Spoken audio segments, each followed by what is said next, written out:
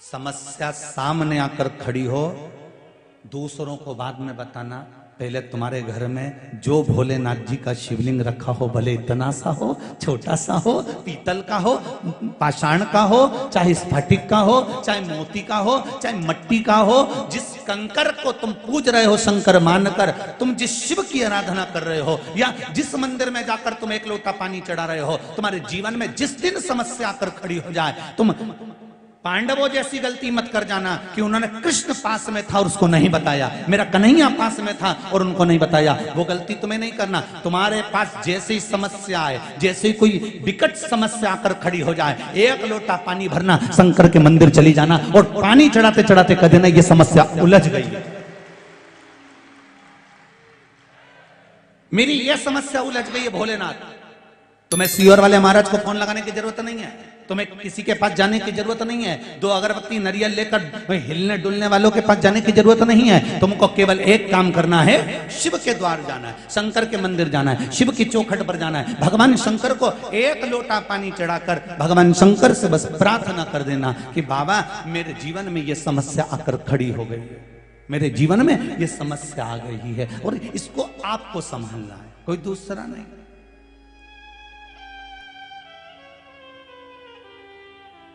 पांडवों ने गलती कर दी और देखो भगवान कृष्ण 4 बार पूछ रहे हैं, बोलो पांडव, ए युधिष्ठिर बोल क्या हो गया? कुछ नहीं स्वामी, कुछ नहीं, कुछ नहीं। मां अपने बेटे का मुख देखकर पहचान जाती है, बाप अपने पुत्र का चेहरा देखकर पहचान जाता है कि आज कहीं घाटा खाकर आ गया है। और बाप कहता है छोरा घबराना नहीं हो, मुझे बता क्या बात है? कुछ नहीं पापा, बढ़िया। तो फिर तेरे दोस्त का फोन काय को आ रही है बार बार बार बार? नहीं वो तो ऐसे ही बोल रहा है कि आजा चौराहे पे अपन घूम के आते हैं जरा बाजार तक, 24 अवतार मंदिर तक जरा यूं ही राउंड लगा के आए अपन, ले आ तो जरा। छोरा मेरे को बता तो सही बेटा। माँ पूछे बाबू, ए नाना मेरे को बोल तो सही बेटा, क्या हुआ क्या है बोल तो तू। कहीं नहीं माँ, अब भी आऊं, अब भी गया, अब भी आया। और जब पहुंचा वो कहीं बाजार में और दोस्तों ने उसको घेर लिया, पैसा मांगा, ला दे जो तूने पैसा लिया था वो दे। अगर यही बात तू अपने पिता से और माँ से एक बार कहता तो सही। माँ कह देती छोरा ये चेन उतार के ले जा और जा पैसा दे कर आ, तू चिंता मत कर मैं बैठी हूं। बाप कहता छोरा घबराने की जरूरत नहीं है, आज प्रॉपर्टी तेरी है, कल भी प्रॉपर्टी तेरी है, मरूंगा उसके बाद भी प्रॉपर्टी तेरी होगी। क्या चाटू इस जमीन को? ले चल मेरे साथ, अब भी फसल बेचूं, अभी सामान बेचूं और अभी पैसा देती हूं। काहे को चिंता करता है छोरा? ये बाप होता है, ये माँ होती है। पर छोरा बताए नहीं, वो तो केवल एक को बताए, जगदम्बा चंद्रघंटा को। तब और जगदम्बा चंद्रघंटा क्या करेगी? अरे बोलो तो सही, ज्यादा से ज्यादा अपने पापा को फोन लगाएगी, ऐसे के साथ ब्याह कर दिया, कर्जे में लदा लूं, एक मेरा मंगलसूत्र तक ले गया। वो क्या करेगी? नहीं थोड़ा तुम्हें बुरा तो लगेगा जीजियो, जगदम्बा जितनी बैठी होगी ना, जो ओरिजिनल जगदम्बा होगी उसी को बुरा लगेगा, जो जगदम्बा है ही नहीं तो उसका काय को बुरा लगे? आग लगे बस्ती में अपन रो मस्ती में, अपने को भी करना उसमें। जो है ही नहीं जगदम्बा तो उसको काय का बुरा लगे? बुरा उसको लगे जो जगदम्बा ओरिजिनल, जो यहां से जाते से भिनक जाते, अब मत चले जाना मिश्रा जी की कथा में, और टीवी बंद कर दो आस्था चैनल, ये महाराज जब आए नहीं ये आग लगाए घर में। अरे बिना माचिस का माचिस है सीवर वाला महाराज, सोचना नहीं। मेरा जगदम्बाओं से भी निवेदन है, अगर तुम्हारा पति तुमको कुछ बता रहा है ना, 1 मिनट की देरी मत करना और सीधे अपनी सास के पास जाना। माई के बाद में पहले सास के पास जाना। मम्मी 2-3 दिन से इनको थोड़ा सा कुछ अच्छा नहीं लग रहा, क्या हुआ बेटा? मुझे बता छोरी क्या हो गया? पापा ऐसी बात है, मम्मी ऐसी बात है। तुमको अगर तुम्हारे पति ने कुछ बात बताई है तो सबसे पहले आप सास ससुर को बताइए। निर्णय वो देंगे, सुधार वो देंगे, क्योंकि घर का बाप है वो, घर की माँ है वो। उसने धूप में बाल सफेद नहीं करे, जिंदगी खपा दी तुमको बड़ा करने में, तुमको पाल पोस कर आगे लाने। पूरी जिंदगी गवा दी उस माता पिता ने तुमको आगे लाने के लिए। चिंता मत करना, दुख आए। भगवान कृष्ण ने 4 बार कहा मुझे बताओ क्या बात है। कुछ नहीं प्रभु, बढ़िया एकदम, कहीं नहीं कहीं नहीं कहीं नहीं, और कहीं नहीं करता रिया। भगवान जाने लगे कहां, जहां युधिष्ठिर जा रहे थे उनके साथ में कृष्ण जा रहे हैं। युधिष्ठिर ने अर्जुन से कहा कृष्ण साथ जा रहे हैं, इनके सामने चौसर कैसे खेलेंगे, जुआ कैसे खेलेंगे। एक काम करो अर्जुन, तुम भगवान कृष्ण से कह दो कि तुम बाहर ही रुक जाओ। अर्जुन गए दौड़ते दौड़ते, द्वारकाधीश की जय हो। सखा मित्र अर्जुन, क्या बात है। अर्जुन ने कहा प्रभु कहां जा रहे हो। भगवान बोले दुर्योधन की सभा में, धृतराष्ट्र की हस्तिनापुर की पावन सभा में जा रहा हूं। मैंने सुना है आज कुछ होने वाला है। भगवान को तो सब मालूम था, पर के तो सभी कुछ होने वाला है। अर्जुन ने कहा द्वारका नाथ से प्रभु हाथ जोड़ के निवेदन करता हूं आप बाहर रहना, हम अंदर जा रहे हैं। भगवान कहने लगे मेरी जरूरत है अंदर, मैं चलूंगा नहीं। अर्जुन ने कहा हाथ जोड़कर निवेदन करता हूं पांडवों की ओर से, जब तक तुम्हें बुलाए नहीं तब तक तुम अंदर आना मत। हम बुलाएं तब आना, ऐसे मत आ जाना। आपको मेरा वचन देना पड़ेगा, मेरे शीश की सौगंध है आपको, मैं आपको सौगंध देता हूं। अर्जुन कहते हैं जब तक बुलाए नहीं तब तक अंदर आना मती। भगवान कृष्ण आंख में आंसू भर लिए। हस्तिनापुर के दरवाजे के बाहर एक कुर्सी लगी हुई थी, सिंहासन लगा हुआ था, जिसको वेटिंग सीट कहते हैं, वेट करने के लिए। मां बैठ गए। अंदर चौसर चालू हुई। पांडव हारने लगे, कौरव जीतने लगे। फिर कौरव हारने लगे, पांडव जीतने लगे। पांडव जब जीतने लगे इतनी देर में दुर्योधन ने कह दिया अब मेरा मामा खेलेगा, शकुनी मामा खेलेगा। भगवान कुर्सी पे से खड़े हो गए कि अकल आएगी पांडवों को। जब ये दुर्योधन कह रहा है कि मेरा मामा खेलेगा, तो पांडव चिल्लाकर कहेंगे हमारा द्वारका नाथ खेलेगा। भगवान खड़े हो गए कि अब मेरे पांडव कहेंगे कि अब द्वारकाधीश चौसर खेलने के लिए आएगा, अब मुझे ये बुलाएंगे। पर ये खेल खेल के हार गए, सब कुछ हार गए, द्रौपदी को भी हार गए। तब तक इन्होंने कृष्ण को नहीं बुलाया। कृष्ण आंख से आंसू बहाते रहे, छटपटाते रहे, आवाज तो दे दो मुझको, मैं आ जाऊंगा, तुम बुलाओ तो मुझको, मैं आ जाऊंगा। नहीं आए। तब आखिरी में द्रौपदी का जब चीर खिंचाने लगा और द्रौपदी रोती हुई गुरु द्रोणाचार्य के सामने पहुंची, गुरुदेव आप तो साथ दे दो। भीष्म पिता ने मना कर दिया कि जैसा खाया अन्न वैसा हो गया। मन मैं नहीं बोल सकता, सबने मना कर दिया। धृतराष्ट्र गांधारी ने भी मना कर दिया। गुरुदेव आपने गुरु मंत्र दिया है, आपकी शिष्या को मैंने गुरु मंत्र लिया है, कम से कम कोई साथ नहीं देता, गुरुदेव आप तो साथ दे दो। तो गुरु द्रोणाचार्य ने कहा सुन बेटा, मैं तेरा गुरु हूं, मैं भी तेरा साथ नहीं दूंगा। बहुत अच्छे से सुन लेना रही देपालपुर वाली जी जी, सियोर वाला महाराज तुम्हारा साथ नहीं देगा, आज भी लिख के रख लो। जो गुरु द्रोणाचार्य ने कहा था, और कहीं का महाराज तुमसे कहे कि हम बैठे हैं तुम तो जाओ, हम बैठे हैं तुम तो करो ये काम, तो समझ लेना कि 2-4 रटेची का काम। समझ लेना कि कहीं ना कहीं गरुण घंटी बजने वाली है, क्योंकि भागवत जी कह रही है कि गुरु द्रोणाचार्य करें। सुन द्रौपदी, मैंने तुझे गुरु मंत्र दिया, मैं साथ नहीं दूंगा, पर सुन इस सभा में जितने बैठे हैं कोई तेरा साथ नहीं देगा। पर द्रौपदी जो मैंने तुझे मंत्र दिया था उस मंत्र को जपना चालू कर, वो तेरा साथ देगा।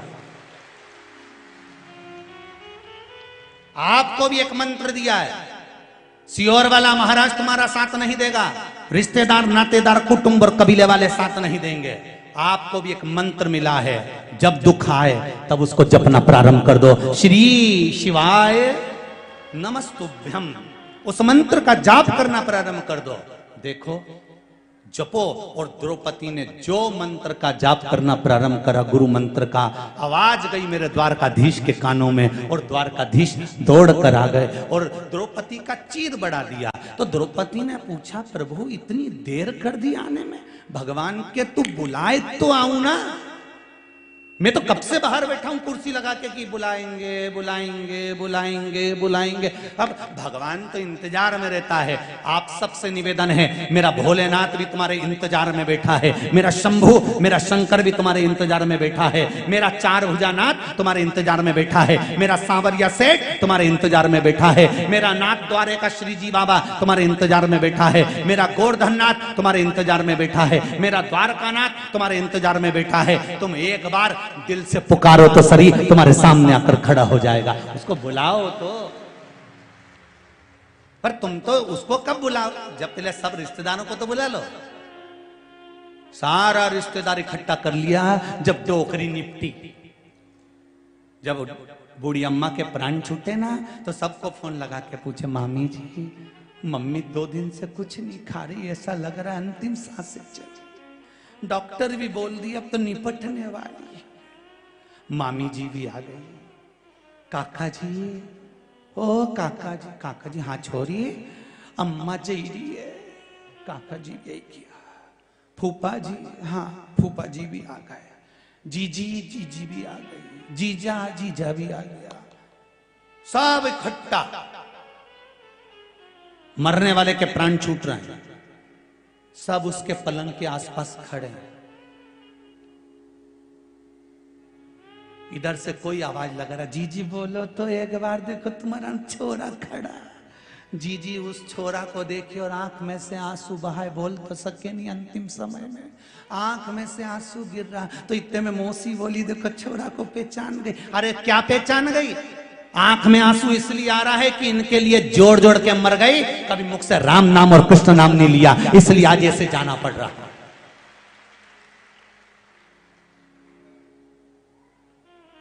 सबको बुलाया। अरे हाथी की कथा कहती है, गजेंद्र मोक्ष की कथा श्रीमद् भागवत की। हाथी के प्राण छूट रहे थे, सारा परिवार पास में खड़ा हुआ था। हाथी का कोई पैर छुड़ा पाया था?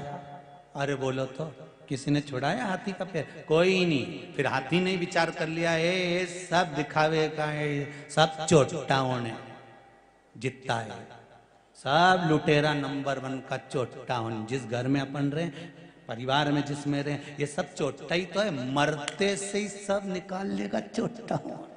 सब आधी रात के ही गाया, और आखिरी में भी नहीं छोड़ेंगे। आग लगाकर आने के बाद में तीसरे दिन फिर पहुंच जाएंगे, डंडा लेके फावड़ा लेके। खारी समेटने नहीं, देखने जाए, देखो कहीं सोना की बाली तो नहीं दी। जब इनके कहीं नहीं मिले तब 2-4 हड्डी उठा के लिए आए और घर पे आके फिर मीटिंग करें, हरिद्वार ले जाएं कि नेमावर ले जाएं कि नर्मदा जी ले जाएं। और अम्मा कहती मर गई, छोरा एक बार मुझे नर्मदा नहवाला, एक बार हरिद्वार ले जा, एक बार इलाहाबाद प्रयागराज ले जा। नहीं ले गया, और अब हड्डियों को ले जा रहा, और इतने प्रेम से ले जा रहा, सीट बुक करा ट्रेन की। चाय पिए तो पहले अम्मा को पिलाया, वो 4 हड्डियों को। रोटी खाए तो पहले उनकी पत्तल निकाले और क्या क्या अम्मा खा लो। अम्मा भी मन में सोच रही, जिंदा थी तब नहीं ले गया, और लोटा में भर के ले जा रहा है। अम्मा ने भी सोच लिया, तू भले मुझे गंगा छोड़िया चाहे गया जी छोड़िया, कहीं नहीं जाऊंगी, यहीं देपालपुर में तेरी छाती पे मुंह डालूंगी, जा जा जा नहीं जाऊंगी, जा।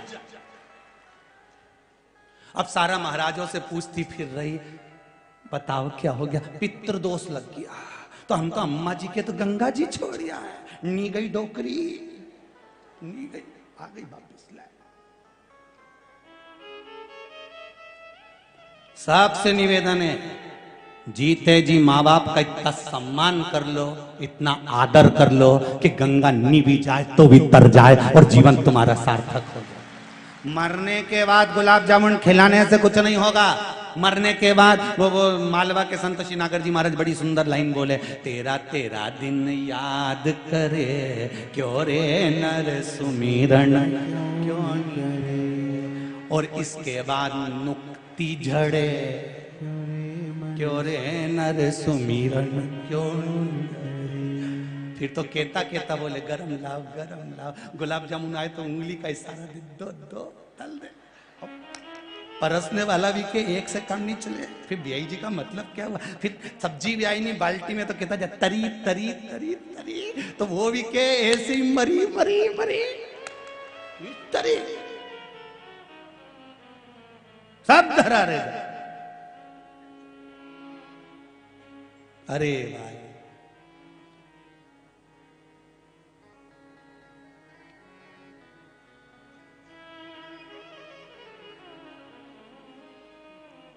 सब पड़ा है, किस काम का। जीते जी सेवा करो माता पिता की, जीते जी आदत करो माता पिता का। घर के जितने बड़े बुजुर्ग बैठे हैं इनका सम्मान करना प्रारंभ कर दो। घर में भले जेठ हो जेठानी हो जो भी हो, तुम्हारे से छोटे हो चाहे बड़े हो, सबका आदर करना प्रारंभ कर दो, सम्मान करना प्रारंभ कर दो। वाणी में मिठास लेकर आओ। पहले कहते थे वाणी ऐसी, जम के बोलो जरा, वाणी ऐसी बोलिए जो मन का आपा खोए, और आज के जमाने में वाणी ऐसी बोलिए जो जम के झगड़ा होए, पर उससे मत बोलिए जो तुमसे तगड़ा होए। आज का उल्टा रिवाज हो गया जी। तुम प्रेम की वाणी बोलो तो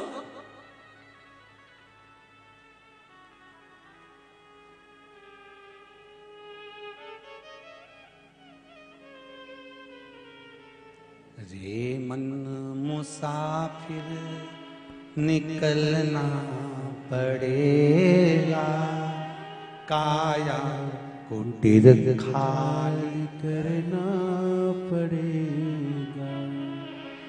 अरे भाड़े के क्वार्टर को तू क्या संभाले, जिस दिन तुझे घर का मालिक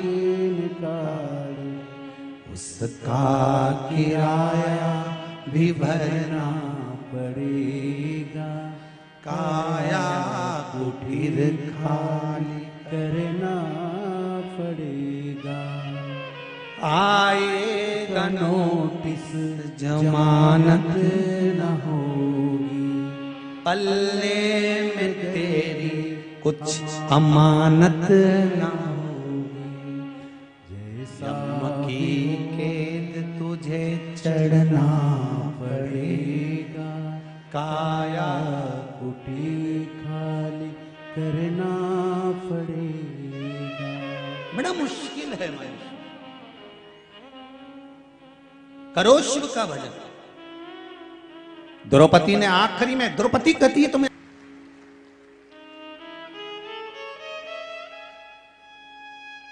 अब जरा ध्यान दें कौन लगवा रहा है। आज के जमाने में तो नौकरी, वो भी सरकारी, दादा बद्दी वाली जो चप्पल होती है ना, वो में 15 छेकड़ा हो जाए।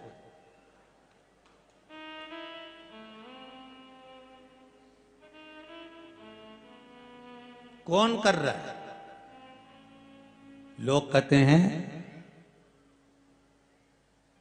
कि जब भगवान ने हमारे साथ गलत किया, इनको उठा लिया, इनको रख दिया, इनको ले गए, दुख हमारे ऊपर पहाड़ टूट पड़ा। लोग कहते हैं अब कौन साथ देगा। मेरा निवेदन है, हिम्मत मत हारना। कोरोना महामारी में भी अगर आपके यहाँ गमी हुई है, कोई चले भी गया है, कोई शांत भी हो गया है, कई बहुएं, बेटियां, माताएं, कई लोग शांत हुए। साहब कोरोना महामारी कोई साधारण आई थी? कोई साधारण सी बीमारी थी क्या? और तीसरी लहर भी दमदार आने वाली थी। वो तो आपने श्री शिवाय नमस्तुभ्यम और जल का जो अभिषेक करा है शंकर का, गवा दिया भगवान शिव ने। वो बीमारी चाइना में आई, वो बीमारी तीसरी लहर अमेरिका में आई, वो बीमारी जगह जगह पूरे देशों में आई और भारत में प्रवेश नहीं कर पाई, क्योंकि भारत के लोग शिव की आराधना में इतने डूब चुके थे कि घर घर में कंकर और शंकर समा गया था, तो प्रवेश कहां से करती। ये शिव के प्रति विश्वास जीत गया। और नहीं तो लोग तो आपने भी सुना होगा कि तीसरी लहर और भारी आ रही है, और भारी आ रही है, और भारी है, और आई थी, आने का उसका पूरा था, पर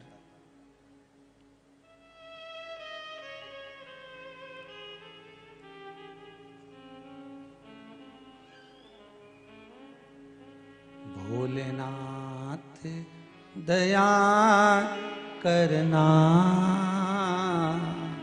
मैं तेरे भरोसे हूँ।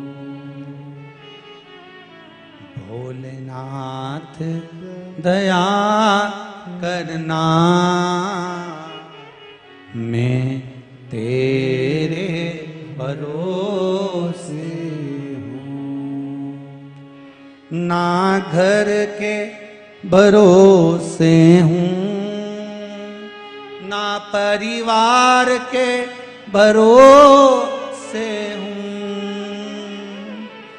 ना घर के भरोसे हो, ना परिवार के भरोसे हो।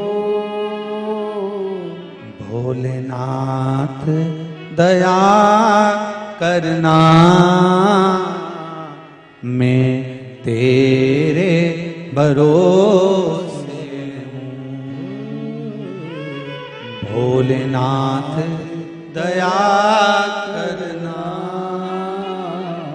मैं तेरे भरोसे हूँ। आएंगे दुख, मनुष्य का शरीर है, मानव की देह है। ऐसा कौन व्यक्ति संसार में जन्मा जिसको दुख नहीं मिला। समस्या विकट है तो शंकर भी निकट है, घबराना नहीं है हमको। है समस्या, शिव भी तो है साथ में। कोरोना में ये चले गए, वो चले गए, ये दुख आ गया, वो दुख आ गया, तकलीफ आई, माना, पर विश्वास तो रखो उस शिव पर, भरोसा तो रखो उस शंकर पर। अब कौन दिलाने गया उसको सरकारी नौकरी, फॉर्म भी भरा था, भूल भी गई थी, पर बाबा की कृपा कुछ होती है। एक चावल का दाना, एक बेलपत्र, एक लोटा जल, एक पुष्प, आपका शिव मंदिर में जाना कोई साधारण नहीं।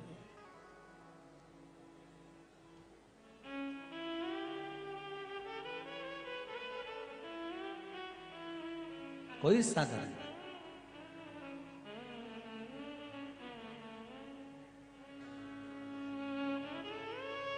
बस उससे निवेदन करो, एक भाव से, दिल से, जब शिव मंदिर में जाना तो एक आवाज। देखो कोई व्यक्ति निकल के जा रहा हो ना और नहीं देख रहा हो तो आवाज लगाओ जम के, अरे ओ कमलेश। कमलेश पलट के देखेगा, एक बार नहीं देखेगा, तुमने दूसरी बार लगाई आवाज तो देखेगा कि नहीं देखेगा, बोलो तो सही। वो नहीं देखा दूसरी बार भी तो तुम और जम के चिल्ला दो, कमलेश। वो नहीं सुने तो तुम और तेज चिल्ला दो, कमलेश। पलट के देखेगा कि नहीं देखेगा, अरे बोलो जम के, देखेगा नहीं। एक बार नहीं देखेगा, दो बार नहीं देखेगा, तीन बार नहीं देखेगा, चार बार नहीं देखेगा, पांचवी बार में तो देखेगा। उसी तरह तुम शंकर को पुकारते रहो, श्री शिवाय नमस्तुभ्यम, बोलो जम के, श्री शिवाय नमस्तुभ्यम, श्री शिवाय नमस्तुभ्यम, श्री शिवाय नमस्तुभ्यम। तुम पुकारते रहो। अभी नहीं देखेगा, थोड़ी देर बाद देखेगा, थोड़ी देर बाद नहीं देखेगा, बाद में देखेगा। और देखेगा जरूर, उसकी कृपा दृष्टि हम पर होगी जरूर। तुम भजन करो तो, शिव नाम लो तो, शंकर का स्मरण करो तो। मैं तेरे भरोसे हूं, हम उसके साथ।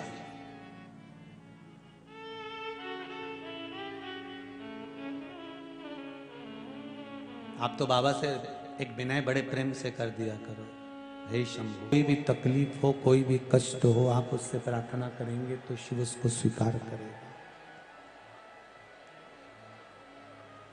मूल मंत्र का जाप करेंगे, श्री, साथ में बोलेंगे एक बार, अलग से नहीं, श्री शिवाय नमस्तुभ्यम।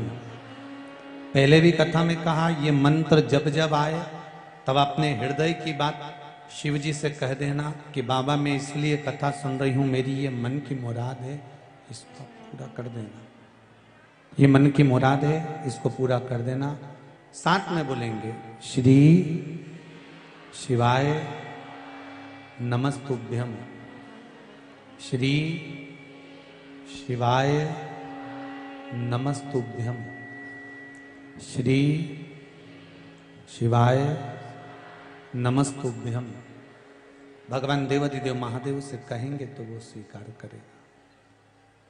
शिव ओघड़ी है, शिव दयालु है, शिव दातार है, शिव करुणा सागर है, और उसकी करुणा के बिना कुछ नहीं हो सकता।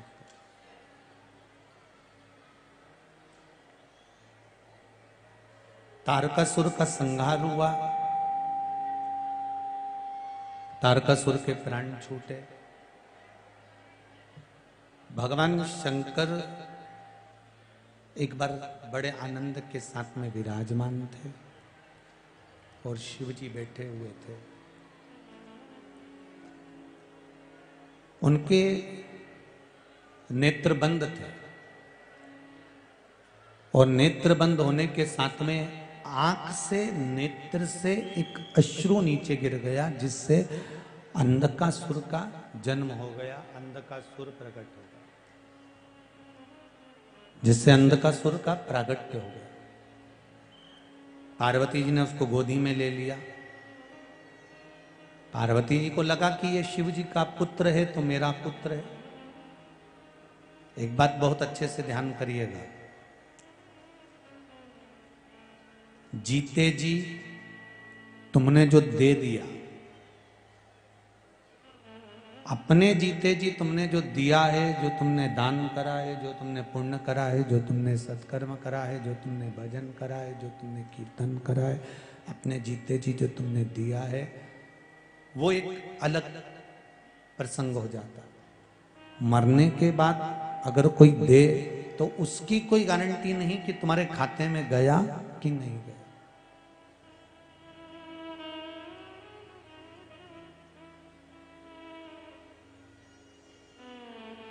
आप जीते जी क्या कर रहे हैं?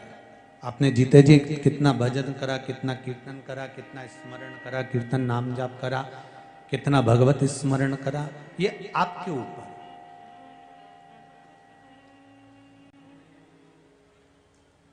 अंधकासुर का जो जन्म हुआ है वो नेत्र बंद करने के बाद एक अश्रु नीचे टपक गया था, उससे ये पुत्र का जन्म हुआ जिसका नाम अंधकासुर। शिवजी ने माता पार्वती से कह दिया, पार्वती इस अंधकासुर को ले जाके तुम समुद्र के अंदर डाल दो, इसको समुद्र के अंदर पटक दो। पार्वती जी जाना नहीं चाहती।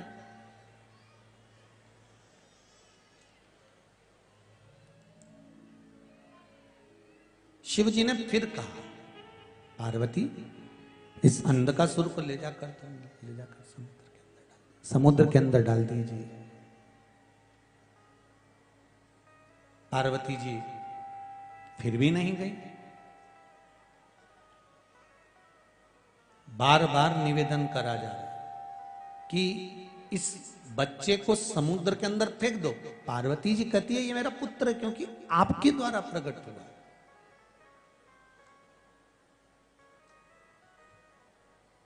और जो आपके द्वारा प्रकट हुआ है तो वो तो मेरा पुत्र ही हुआ ना।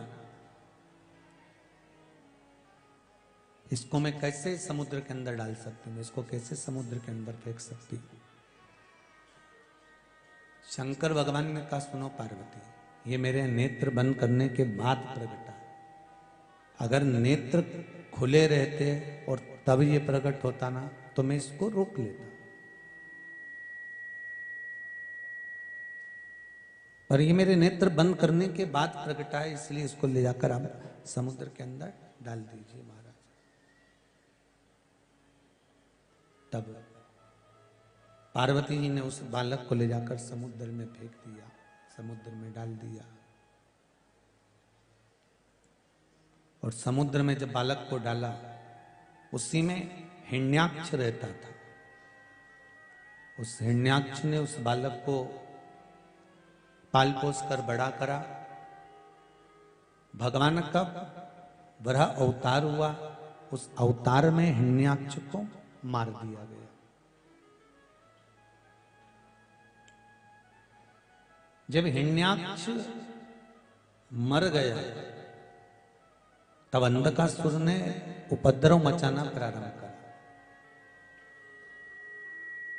और उपद्रव मचाते मचाते मचाते मचाते उसने ये धारण कर लिया कि अब मृत्यु लोक में कहीं पर भी अगर कोई देव विराजमान है, मृत्यु लोक में कहीं देवताओं का अगर पूजन हो रहा है, स्मरण हो रहा है, अर्चना हो रही है, मंत्र जाप हो रहा, गला पकड़ रहा है, मंत्र जाप हो रहा हो, स्मरण हो रहा हो, नाम जाप हो रहा हो, तो उससे उसको वंचित कर दिया,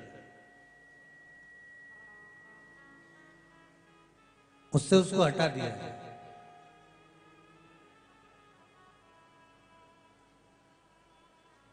सारे मंदिर, सारे देवालय सब तोड़वा दिया, सब टूट गए। अब एक समझने वाली बात है, ये आपकी और हमारी, जितने लोग कथा श्रवण कर रहे हैं वो भी अच्छे से समझ लें और अपन सब अच्छे से इसको ध्यान कर लें कि ये जरूरी नहीं है कि कोई पिता अगर धर्मात्मा है, अगर कोई पिता धर्मात्मा है तो उसकी औलाद भी धर्मात्मा हो। जितने लोग कथा सुन रहे हैं जरा सावधानी से सुनना और इस बात पर विशेष ध्यान रखना। एक विद्वान का पुत्र विद्वान होगा ये पक्का नहीं।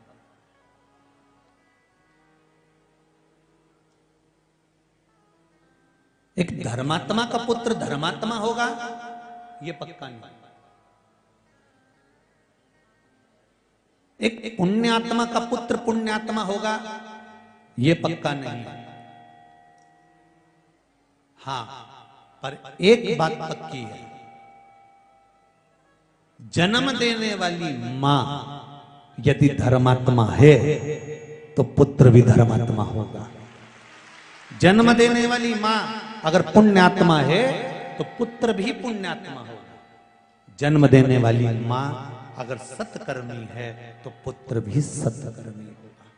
ये माता का गर्भ जो होता है ना, इस गर्भ का जो स्मरण होता है, बस उसी स्मरण का सुख संपूर्ण विश्व को प्राप्त होगा। स्वामी विवेकानंद को जन्म देने वाली भी मां है और राम जी को जन्म देने वाली भी मां है। भगवान कृष्ण को जन्म देने वाली भी मां है। कंस को पैदा करने वाली भी मां है और रावण को पैदा करने वाली भी मां है। बस जिस समय बालक बच्चा माता के गर्भ में होता है, उस समय पर उस माता ने कितनी शिव महापुराण की कथा सुनी है ये उसके जन्म के बाद मालूम पड़ता है। कितना भजन किया, कितना स्मरण किया, कितना दान करा, कितना पुण्य करा, कितना सत्कर्म करा, ये उसके जन्म के बाद मालूम पड़ा।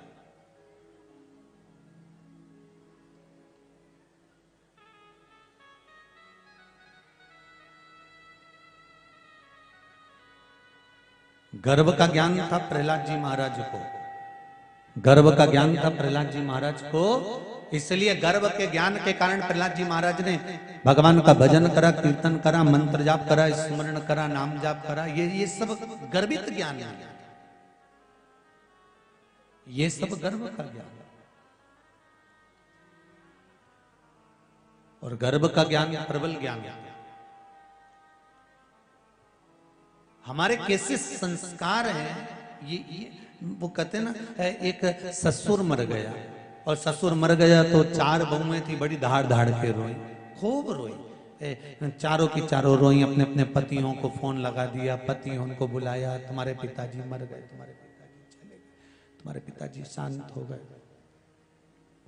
तुम्हारे पिताजी चले गए हैं महाराज। चारों पति आए और चारों पतियों ने आकर अपनी अपनी पत्नियों से कहा, चिल्ला चिल्ला के क्यों रो रही हो, क्या हो गया, तुम्हारे पिताजी मर गए। तो चारों पतियों ने अपनी अपनी पत्नियों से कहा, भगवान ने बड़ी कृपा करी जो हमारे पिताजी को मार दिया। रोज रोज मरने से तो अच्छा है कि बाप एक दिन मर गया। अरे तुम भी तो चाहती थी कि पिताजी मर जाए, फिर काय को रो रही हो। चारों बहुएं बोली, तुम्हारा बाप मर गया इसके लिए थोड़ी ना रो रहे हैं, तो तुम्हारा पिता मर गया उसके लिए थोड़ी ना रो रहे हैं, तो वो तिजोरी की चाबी ना जाने का धर गया इसलिए रो रहे हैं। और सुनो, अपने पिताजी को जगाओ और पूछो चाबी कहां रखी। बेटे बोले, पिताजी को मरे हुए इतना समय हो गया है, पिताजी को शांत हुए कम से कम आधा घंटा 1 घंटा हो गया भाई, बेस कम करके थोड़ा डीले खोल दीजिए। पिताजी को मरे हुए इतना समय हो गया, आधा 1 घंटा हो गया, और जब आधा 1 घंटा हो गया पिताजी को मरे हुए, तो अब पिताजी कहां से बोलेंगे कि चाबी कहां रखी है। पत्नियां बोली, कुछ भी करो, इनको जगाओ और चाबी की पूछो, नहीं तो सोच ले। अब बेचारे चारों की चारों गए, डॉक्टर साहब के पास पहुंचे, डॉक्टर साहब इसको कोई इंजेक्शन वगैरह आता हो, पिताजी थोड़ी देर के लिए जाग जाएं और बता दें कि चाबी कहां रखी है, बस उतने में तुम्हारा काम हो जाएगा। डॉक्टर साहब बोले 80,000 का एक इंजेक्शन लगेगा। बाबा जी जग जाएंगे, पिताजी जग जाएंगे, तुम सामने खड़े रहना, चाबी का पूछ लेना, वो मर जाएंगे, ज्यादा देर नहीं रुकेंगे, इतना याद रखना। तुम तो लगाओ इंजेक्शन, लाओ 80,000। बहुओं से कहा लाओ 80,000, बहुओं ने गई 20-20 हजार में रकम बेचिए। चाबी इतनी जरूरी थी। 80,000 रुपए लाकर अपने पतियों के हाथ में दिया, पतियों ने वो 80,000 रुपए डॉक्टर साहब को दिया। डॉक्टर साहब ने बहुओं से कह दिया सामने खड़ी हो जाओ, जैसे ही इंजेक्शन लगाए वैसे ही पूछ लेना बस। और इन्होंने जैसे ही इंजेक्शन लगाया और लगाते से ही पिताजी उठ के बैठे, और बैठते से ही बहू पूछती उससे पहले ससुर ने कह दिया, क्यों री ये पाड़ा के पानी पिलाया कि नहीं पिलाया, और मर गया। वो 80,000 का इंजेक्शन लगाए ना, पाड़ा के पानी पिड़े के मरी गया। इतने में बउन धाड़ धाड़ के रोने लगे। अब इसलिए धाड़ के रो रही थी कि 20-20 हजार भी चले गए। बउन हाथ जोड़ के बोली, वंस मोर, एक बार फिर से लगा दो इंजेक्शन। डॉक्टर साहब बोले लाओ 80,000 लाओ। अभी पाड़ा के पानी पिलाया, अब गाय के पिलाया। अब चाबी की कोई गारंटी नहीं कि मिले कि नहीं मिले हो।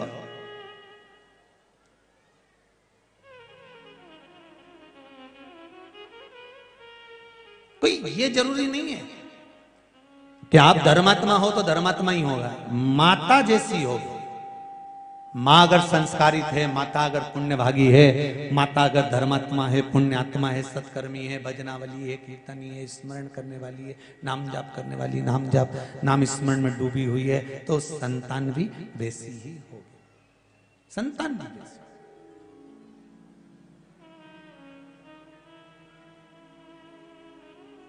अंध का सुर।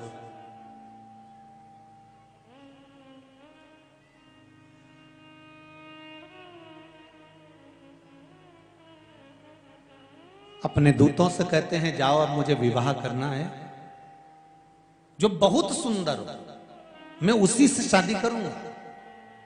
इसने एक वर मांगा था अंधकासुर ने, तप कर कर भगवान से वर मांगा था कि मुझे वर दीजिए कि मेरे प्राण ना छूटें।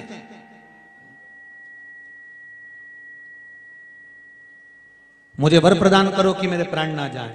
भगवान ने कहा ऐसा हो नहीं सकता कि मरोगे नहीं, मरना तो पड़ेगा, फिर और कुछ मांग लो। नहीं मुझे तो यही वर चाहिए कि मैं मरूं ना, और कुछ मांग लो। तो अंधकासुर को यह मालूम था कि मेरे कोई ना तो माता है मेरा ना कोई पिता है। तो अंधकासुर ने वर में मांगा कि मुझे वर दीजिए, और वर भी ऐसा दीजिए कि जिस दिन मैं अपनी माता को गलत दृष्टि से देखूं उसी दिन मेरे प्राण छूटे। जिस दिन मैं अपनी माता को गलत दृष्टि से देखूंगा उस दिन मेरे प्राण छूटे। अब अंधकासुर को यह मालूम था कि ना तो मेरी मां है ना मेरा पिता है। इसने कह दिया जाओ मुझे विवाह करना है, जो सबसे सुंदर हो उसको देख कर आओ। तो दूतों ने कह दिया जो सबसे सुंदर थी उसको तो शंकर जी लेकर चले गए। शिव ले गए? कौन? कहा पार्वती। पार्वती इतनी सुंदर है? हाँ। और अंधकासुर माता पार्वती को ही विवाह करने के लिए, उनको देखने के लिए गया। और जो अंधकासुर, क्योंकि यहां उसने वर मांगा था कि जिस दिन मैं अपनी माता को गलत दृष्टि से देखूं उस दिन मेरे प्राण छूट जाएं, उसी दिन मेरे प्राण छूटे। शिव महापुराण की कथा कहती है, हम तो कहते हैं कि इस संसार में, मृत्यु लोक में, भारत की भूमि पर, इस पवित्र धरा पर, भारत की भूमि पर जो जन्म ले, भगवान को वहीं से एक वर देकर भेजना चाहिए कि जिस दिन तो भारत माता को गलत दृष्टि से देखेगा उसी दिन निपट जाएगा।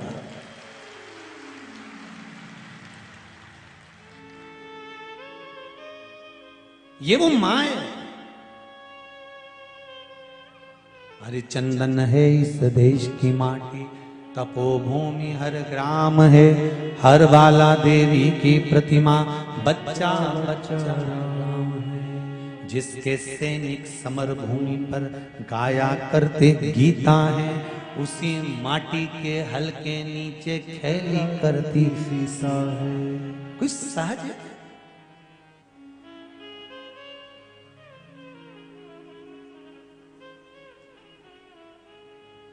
अरे देपालपुर वालों को तो बड़ी प्रसन्नता होना चाहिए।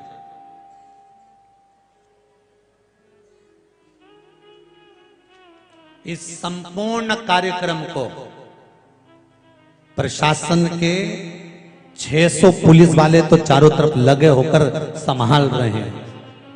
पूरा प्रशासन इसको संभालने में लगा है, और उसके साथ कदम से कदम मिलाकर अगर कोई खड़ा है तो आरएसएस, बजरंग दल और हिंदू जागरण मंच के लोग खड़े हो। विश्व हिंदू परिषद, हिंदुत्व समितियां, हिंदू जागरण मंच के जितने सदस्य हों, स्वयंसेवक जितने लगे हुए हैं, बजरंग दल के जितने लोग लगे हुए हैं, किसी ना किसी रूप में इस कार्यक्रम को सफल करने में लगे हुए। और पूरा देपालपुर जितने इस पंडाल में नजर आ रहे हैं उससे दुगने रोड पर है, और जितने रोड पर हैं उससे दुगने लोगों की छतों पर बैठे हुए कथा का रसपान कर रहे हैं। कल जब हम निकल कर जा रहे थे तो बसों का ढेर लगा हुआ था। समिति ने कम से कम 20-25 तो पार्किंग बनाई थी। आज जाकर उन पार्किंगों का हाल देखकर आना कि पार्किंग में जगह नहीं बची तो लोगों ने 6-6 किलोमीटर 8-8 किलोमीटर दूर अपने अपने वाहन टिका कर रखे और पैदल चले आ रहे हैं कथा का रसपान करने के लिए। क्या मिल रहा है उनको? क्या मिल रहा है उनको? उनको केवल इतना मिल रहा है कि आज अगर हमारे घर के बेटे, बहू, बच्चे अगर धर्म के प्रति जागृत नहीं हुए तो आने वाला समय हमको नीचे गिरा देगा और बाद में रोना पड़ेगा।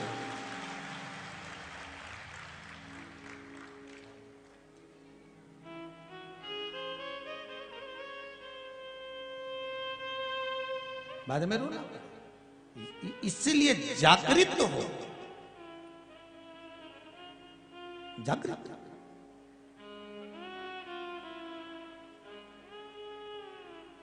आता है संसार, ये अंध का सुर कह रहा है मां को गलत दृष्टि से देख लिया, माता को।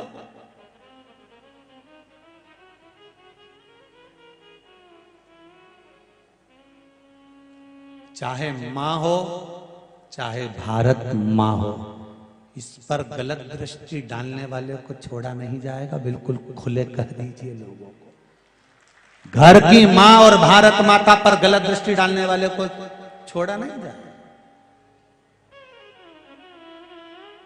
मां है ये।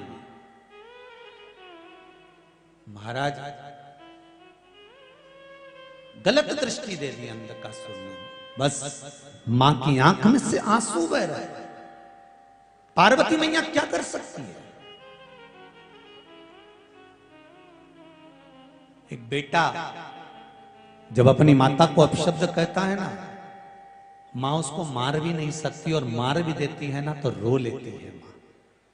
मां क्या करती है? रोती है। पार्वती जी रो रही है। शिव जी ने पूछा क्यों रो रही हो पार्वती? पार्वती जी कहती हैं जिस बेटे को मैंने गले से लगाया था, जिसको मैंने अपना पुत्र कहा था, और वो पुत्र मुझे गलत दृष्टि से देख रहा है। वो पुत्र मेरा गलत दृष्टि से देखे। एक बात मेरी माताओं से कहना चाहूंगा, अगर घर में बच्चे चिड़चिड़े हों, क्रोध कर रहे हों, घर में बच्चे कहने पर नहीं चल रहे हों, कहीं ना कहीं तुमको ऐसा लग रहा है कि हमारे घर के बच्चे गलत संगत में जा रहे हैं, पढ़ाई में मन नहीं लग रहा, विद्या अध्ययन में मन नहीं लग रहा, कहीं सत्कर्म की ओर इनका मन नहीं लग रहा, तो मेरा निवेदन रहेगा कि कभी अगर मौका मिल जाए तो चंदन घिसकर, लाल चंदन को घिसकर बेलपत्री के वृक्ष पर त्रिपुंड लगाइए, और बेलपत्री के वृक्ष का वही त्रिपुंड लगी हुई उंगली भगवान देवाधिदेव महादेव के मंदिर में जाकर शंकर जी पे त्रिपुंड लगाइए, और लगाने के बाद वही त्रिपुंड की उंगली घर पर जहां बच्चा जिस कक्ष में पढ़ाई करता हो या जहां सोता हो, उस 3 उंगली को उस घर के किसी भी टेबल, अलमारी, किसी भी स्थान पर ले जाकर लगा दीजिए। वो बच्चा कभी गलत संगत की ओर नहीं जा सकता। पर उसमें शिव जी का एक नाम का स्मरण करना है, शंकर जी का एक नाम का स्मरण करना है, जिसका नाम है अवधूतेश्वर। क्या नाम है शिव जी का नाम? अवधूतेश्वर। सब लोग बोलो एक बार प्रेम से, अवधूतेश्वर। फिर से बोलकर देख लीजिए, अवधूतेश्वर, अवधूतेश्वर। शिव जी के इस नाम का स्मरण करना। मान लो अगर संगत कुछ गड़बड़ हो रही है तो उसको सवारा जा सकता है, और सवारने वाला भाई कोई दूसरा नहीं होगा, आपको ही सवारना। एक पत्र किसी ने लिखा है, देखिए।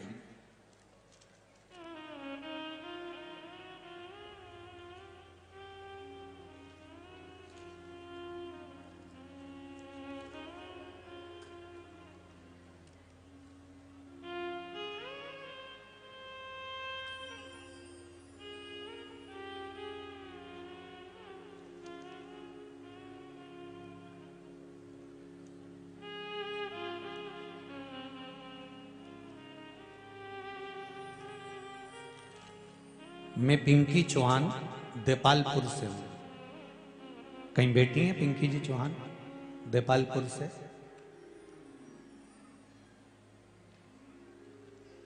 कहीं बेटी हो तो हाथ उठाकर हर हर महादेव बोल दीजिएगा, अगर कहीं बेटी हो तो। आप ही हैं बेटा? श्री शिवाय नमस्ते। आपने लिखा है पत्र में, मैं पिंकी चौहान देपालपुर से हूं। शिव कृपा किसे कहते हैं? कोई मुझसे पूछे। किडनी में पथरी थी, किडनी में पथरी थी, बॉटल चढ़ती थी, इंजेक्शन लगते थे, पर फर्क नहीं पड़ता था। मेरी मम्मी ने कहा कि तू सियोर वाले महाराज कथा कहते हैं तो कथा सुन, और कथा सुना। कथा सुनने के बाद में सफेद दुर्वा वाला प्रयोग और जल शिवजी को चढ़ाकर बालचंद्रेश महादेव के नाम से पीना और दुर्वा को खाना चालू करा। अब मेरे को कोई तकलीफ नहीं है और डॉक्टर भी कह रहे हैं कि किडनी में अब पथरी नहीं है। बैठो बेटा, हर हर महादेव। ये शिव कृपा।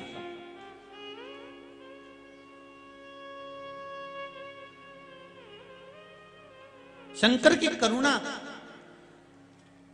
आपसे भी निवेदन करेंगे। कभी कभी अगर ऐसा योग लगे, तुम्हें ऐसा लगे कि कहीं पत्थरी आ गई है और शरीर को बहुत तकलीफ दे रही है, तो सफेद दुर्वा, जहां पानी वाला स्रोत होता है, जहां पानी भरा हुआ होता है, वहां पर एक दुर्वा लगी होती है, सफेद दुर्वा। जैसे हरी दुर्वा होती है ना गणेश जी को चढ़ाने वाली, ऐसी सफेद दुर्वा होती है।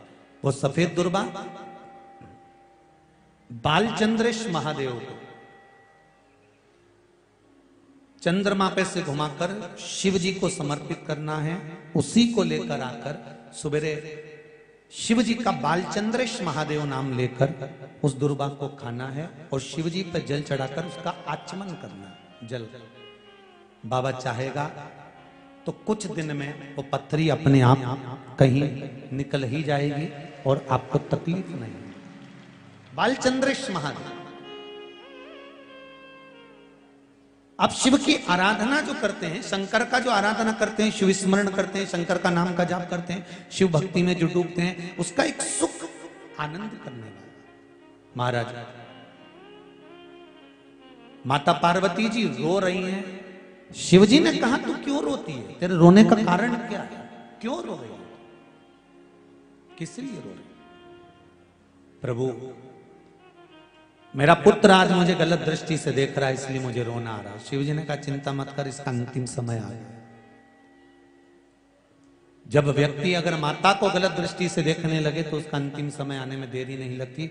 शिव जी ने उसी समय पर काल भैरव को प्रकट करा और भैरव को प्रकट कर कर उसी समय पर भगवान शंकर ने उस अंधकासुर के प्राणों को हर लिया। भगवान देवाधिदेव महादेव उस स्थान पर खड़े होकर स्वयं काल भैरव को वर प्रदान कर देते हैं। हे भैरव, तो जगत के कल्याण के लिए तेरा प्रागट्य हो, जगत कल्याण के। शिव जी का एक अवतार है, शिव जी का एक रूप है भैरव का।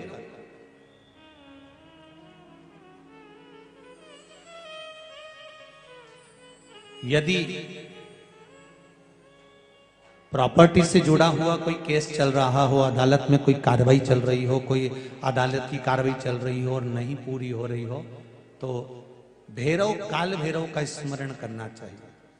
और भैरव मंदिर में भगवान शंकर का ही स्मरण कर कर जो पुष्प, चाहे वो लाल पुष्प हो चाहे श्वेत पुष्प हो, समर्पित करना चाहिए।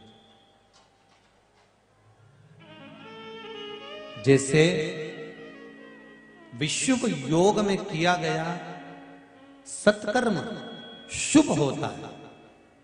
विश्व योग कब आते हैं? शिव महापुराण में वर्णन किया गया है। गीता प्रेस की, गोरखपुर की गीता प्रेस शिव महापुराण की अगर किताब लेकर आएंगे तो उसमें पृष्ठ संख्या 44, पेज नंबर 44 पर विश्व योग का वर्णन लिखा हुआ है। विश्व योग 2 बार आता है। एक बार आएगा 21 मार्च को और दूसरी बार आता है 22 सितंबर। ये तो हो गई अंग्रेजी तारीख। हिंदी के अंतर्गत अगर देखेंगे तो चैत्र मास की नवमी और अश्विनी मास की नवमी, ये दोनों को विश्व योग रहता है।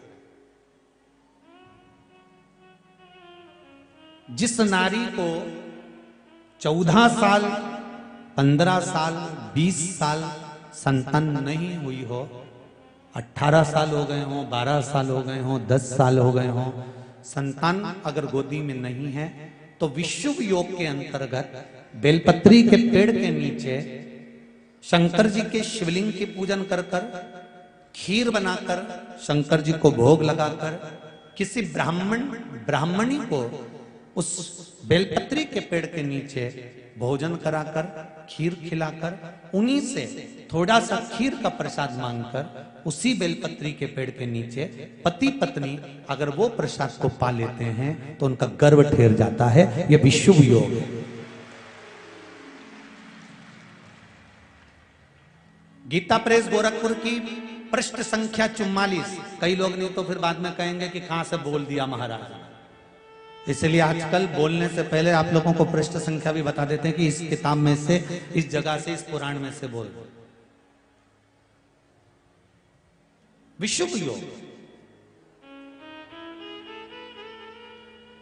2 बार आता है। एक बार कब आएगा अभी? जम के बोलो जरा। आज कौन सा मार्च है? आज 13 मार्च है। अभी मार्च के महीने में आएगा। कितनी मार्च को? 21 मार्च को। और फिर आएगा 22 सितंबर। ये भी शुभ योग मानिए। विद्याध्ययन के लिए भी ये प्रबल होता है महाराज। जिसके शरीर में कहीं सफेद दाग पड़ गए हों या सफेद में कहीं शरीर में चर्म रोग हो गया हो तो विशुभ योग के दिन का पूजन का भी प्रमाण वर्णन किया गया है। उसको करने के बाद 15 दिन के अंदर वो चमड़ी अपने असली रंग में आने लगती है। वो विशुभ योग के अंतर्गत होता है। वो भी विशुभ योग।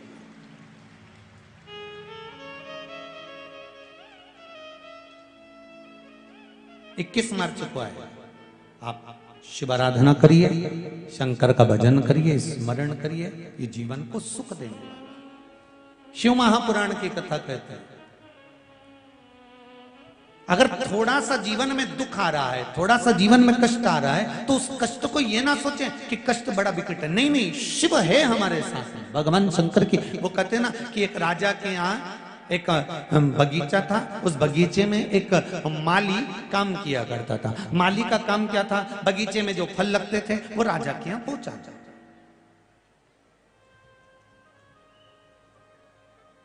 जो फल लग रहे हैं वो राजा के दरवाजे पर भेजना। आज माली ने देखा नारियल भी बहुत अच्छा पक चुका है, संतरा भी बहुत अच्छा पक चुका है, जामदी भी बहुत अच्छी पक चुकी है, अमरूद भी बहुत अच्छा पक चुका है, केले, चीकू ये सब अच्छे पक चुके हैं, अंगूर भी बहुत अच्छा पक चुका है। आज माली ने विचार करा कि मैं राजा के यहाँ क्या लेकर जाऊं? इतनी सारी सामग्री तो ले जा नहीं सकता, लेकर क्या जाऊंगा? तो इतने में उस माली ने विचार करा अब मैं राजा के यहाँ क्या लेकर जाऊं, क्या लेकर जाऊं? तो उसके मन में आया एक काम करता हूं, ये सारा सामान इतना वजन उठाकर ले जाऊंगा, अंगूर लेकर जाता हूं।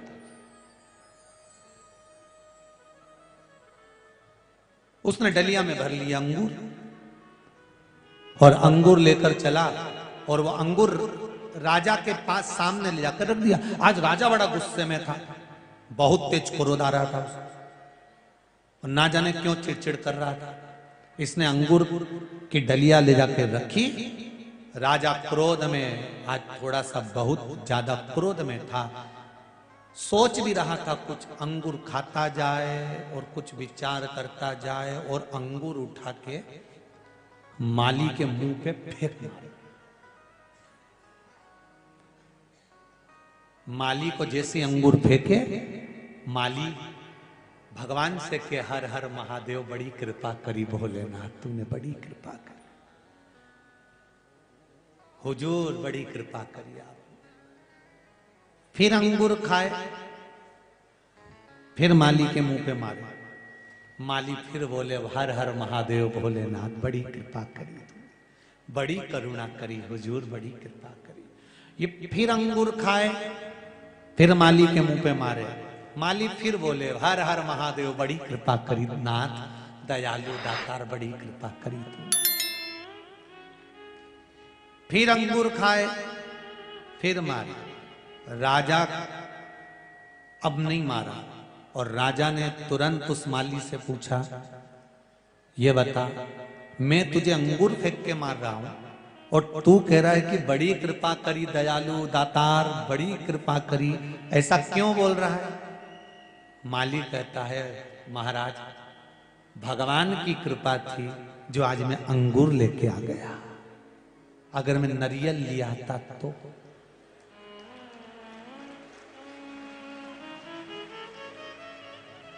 अमरूद लेकर आ जाता तो, पाइनएप्पल लेकर आ जाता या केला लेकर आ जाता तो मेरा तो चौकटा ही बिगड़ जाता, मैं तो मर ही जाता। शिव कृपा है। जब किसी उलझन में फंस जाओ, लग रहा है कि पपीता भी पक गया है, लग रहा है कि केला भी पक गया है, लग रहा है कि नारियल भी पक गया है, लग रहा है कि अमरूद भी पक गया है, चारों तरफ से जब समस्याएं घिर कर खड़ी हो जाए, तब निर्णय भगवान पर छोड़ देना चाहिए। अब वो बताएगा कि क्या लेकर जाना, अब वो सिद्ध करेगा कि मुझे कैसे जाना।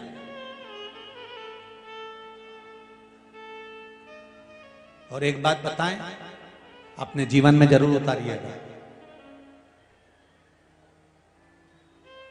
बड़े से बड़े तकलीफ को, रोग को, बीमारी को, दुख को, कष्ट को मेरा शंकर छोटे से अंगूर पे लाकर छोड़ देता है, अगर आपकी भक्ति श्रेष्ठ है तो। आपकी अगर भक्ति श्रेष्ठ है, आपका विश्वास श्रेष्ठ है, आपका भरोसा श्रेष्ठ है, तो बड़े से बड़े दुख को, बड़े से बड़े तकलीफ को, बड़े से बड़े कष्ट को मेरा शिव छोटे से पर लाकर छोड़ देता। वो शिव है, वो घड़ी साधारण नहीं है। ये इसीलिए कहा,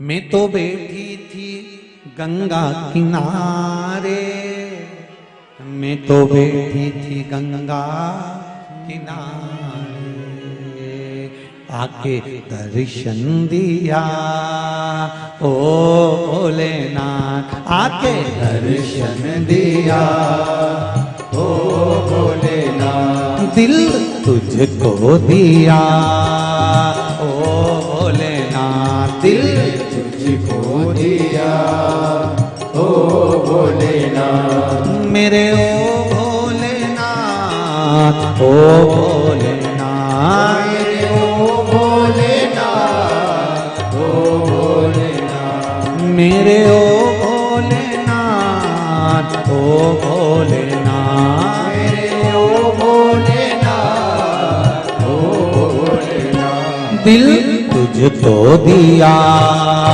ओ भोलेनाथ, दिल तुझको दिया ओ भोलेनाथ, ये क्या कर दिया ओ भोलेनाथ, ये क्या कर दिया ओ भोलेनाथ। आओ से बड़े प्रेम से रोज शिवालय में जाइए, रोज शंकर जी के मंदिर जाइए, रोज शिव की स्तुति करिए, रोज शंकर का गुणगान करिए, और रोज बन सके तो 2 minute, 5 minute, 7 minute, 8 minute, 10 minute Shiv की कथा का गुणगान करिए।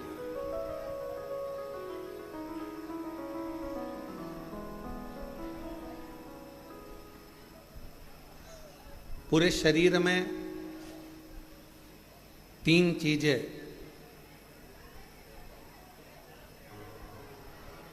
बहुत कीमत वाली है, जो परमात्मा ने अपने लिए बनाई है।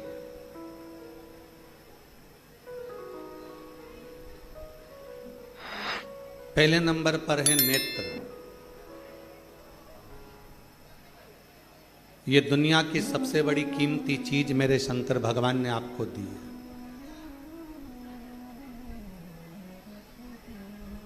दूसरे नंबर पर दी है आपके मुख में वाणी।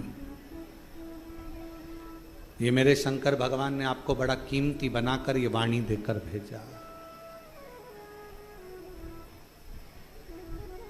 और तीसरे नंबर पर भगवान शिव ने दी है आपको श्रवण करने की शक्ति।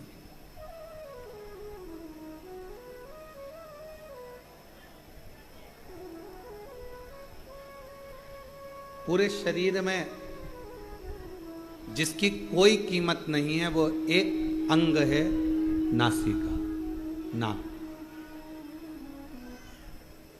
नेत्र की कीमत है, श्रवण की कीमत है, वाणी की कीमत है, हाथ की कीमत है, पाँव की कीमत है, किडनी, लीवर, सब की कीमत है, पर नासिका की इसको कीमती नहीं बनाया।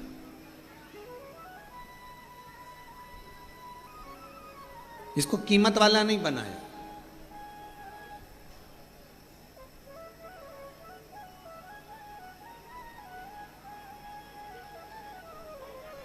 इसको गंदगी से भरा हुआ बनाया। क्यों? क्योंकि दुनिया के लोग जब अहंकार जिनके भीतर आ जाता है, अहम जिनके भीतर आ जाता है, ये केवल एक काम करती है, ये नासिका अहमता को प्रकट करती है।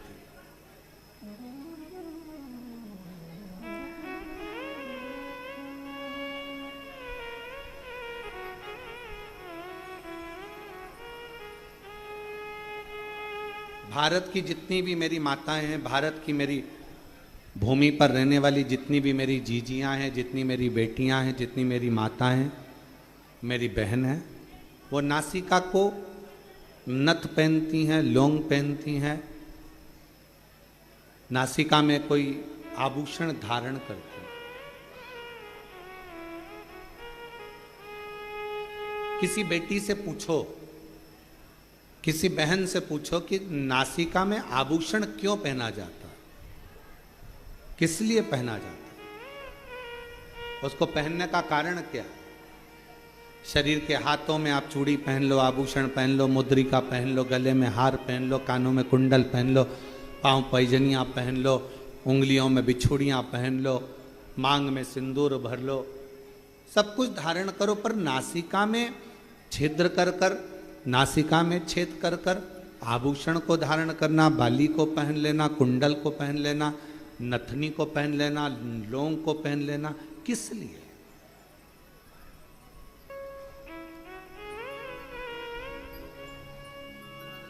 क्यों?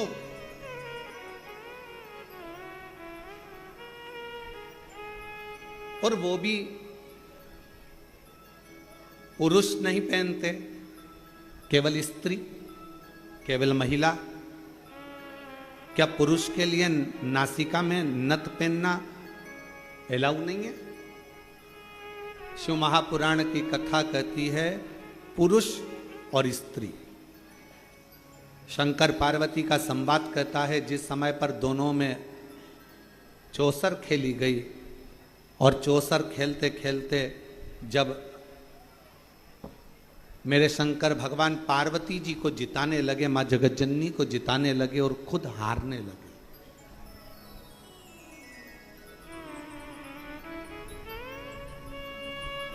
कई लोगों के मन में एक प्रश्न खड़ा हो जाता है कि शंकर पार्वती जी चौसर खेल रहे थे और शंकर ओघड़दानी, त्रिकालदर्शी, कैलाशी, अविनाशी, दुनिया का कल्याण करने वाला देवाधिदेव महादेव अपनी पत्नी से हार गया।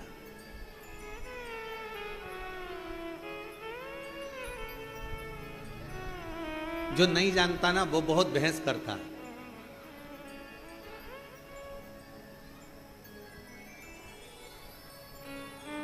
जो जानता ही नहीं है ना उसे बहुत बहस करना आता है। जो समझता है वो कभी बहस नहीं करेगा। मां के दूध में और बोतल के दूध में बहुत अंतर होता है। जिसने बचपन में अपनी मां का दूध पिया होता है ना, वो शास्त्र पर कभी उंगली नहीं उठाता, हिंदू धर्म पर कभी उंगली नहीं उठाता। और जिसने बोतल का दूध पिया होता है ना, वो हमारे हिंदू धर्म पर भी उंगली उठाता है और हमारे शास्त्रों पर भी उंगली उठाता है।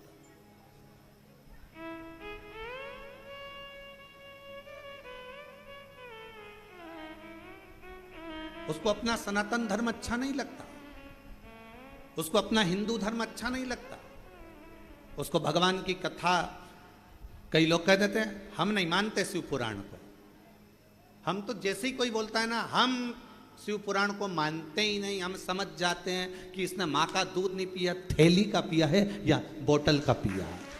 जिसने बचपन में अपनी माता का दूध पिया होता है वो सनातन धर्म को पहचानता है, वो रामायण को पहचानता है, वो गीता को पहचानता है, वो श्रीमद् भागवत को पहचानता है, वो रामचरितमानस को पहचानता है, वो शिव पुराण को पहचानता है, वो सनातन धर्म में संस्कारों से समावेशित होता, वो जुड़ा हुआ होता।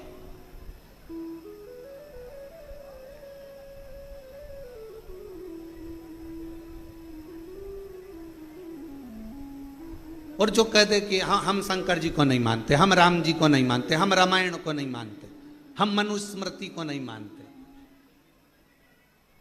हम गीता जी को नहीं मानते, हम उपनिषद को नहीं मानते,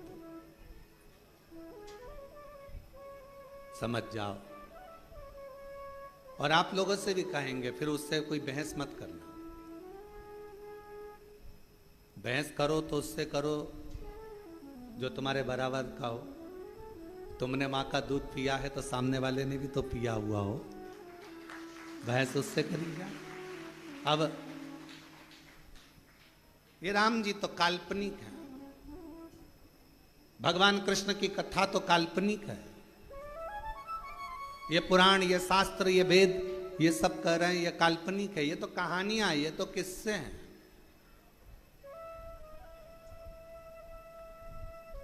तो फिर तो आपका जन्म भी काल्पनिक है। ये कहाँ का है? ये भी कहानी और किस्से ही है। इसको भी क्यों माना जाए? फिर शिव पुराण कह रही है, भगवान शंकर का चरित्र कह रहा है, शिव तत्व कह रहा है, शंकर की कथा कह रहा है, शिव तत्व कह रहा है। उस परमात्मा को पहचानो, उसको जानो।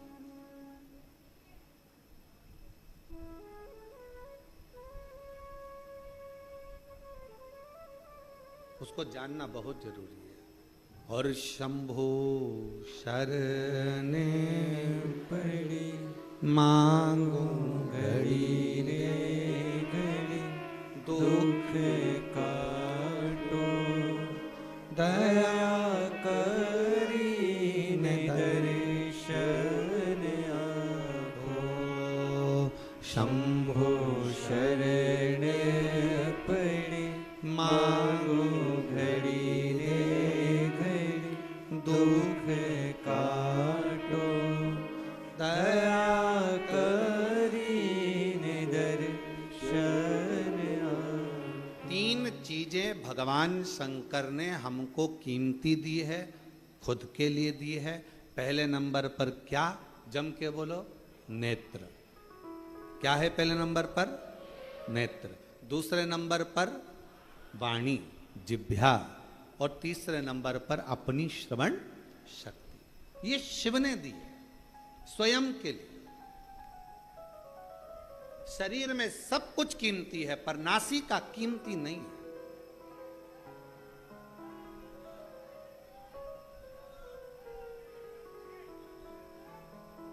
नासिका की कीमत नहीं है।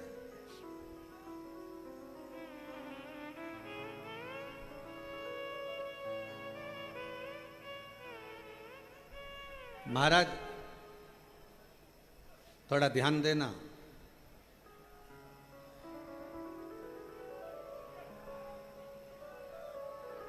थोड़ा स्मरण करिएगा जरा। मान लो तुम्हारी नासिका से श्वास नहीं ले पाओ, बहुत तेज सर्दी हो जाए, नासिका से श्वास नहीं ले पाओ, तो फिर श्वास कैसे लोगे? जम के बोलो जरा। मुख से। नासिका अगर बंद हो गई, नासिका से श्वास नहीं ले पा रहे हो, तो उसकी जगह कोई ऑप्शंस है कि आप मुख से श्वास ले सकते हो। पर यदि आंखों से दिखना बंद हो जाए तो कोई दूसरा ऑप्शन है क्या? बोलो तो जरा, जम के बोलो। नहीं। और कानों से अगर सुनना बंद हो जाए, बिल्कुल आवाज ही चली जाए, तो दूसरा ऑप्शन क्या है? मशीन से भी सुनाई नहीं दे, कोई मशीन नहीं, कोई ऑपरेशन नहीं, आवाज पूरी ही चली गई, तो कोई ऑप्शन है? नासिका के लिए ऑप्शन है।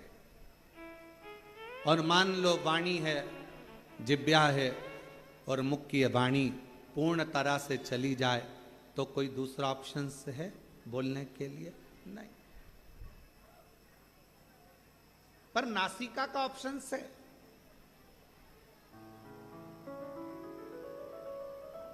जो अहंकार का प्रतीक होती है ना नाक, लोग कहते हैं भैया हमारी नाक रख लेना भाई,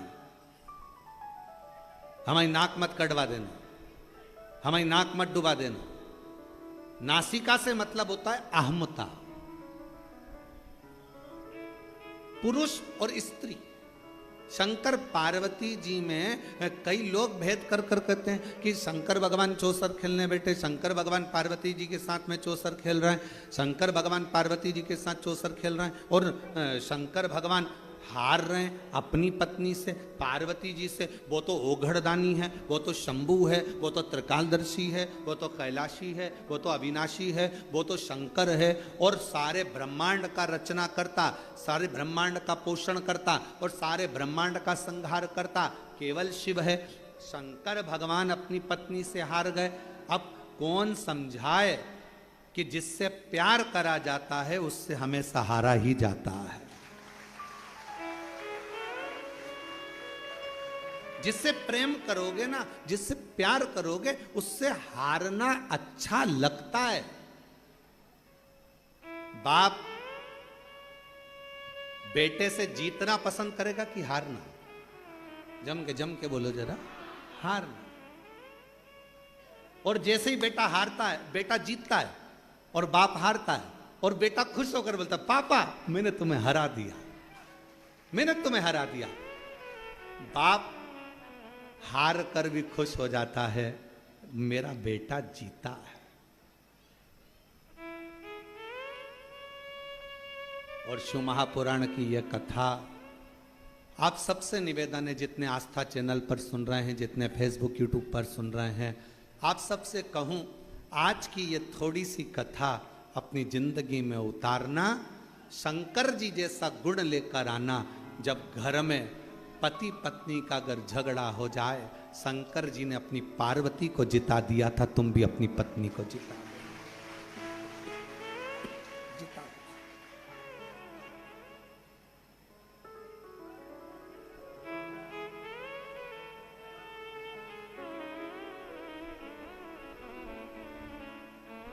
शिव ने पार्वती को जिता दिया, शंकर भगवान ने पार्वती को जिता दिया,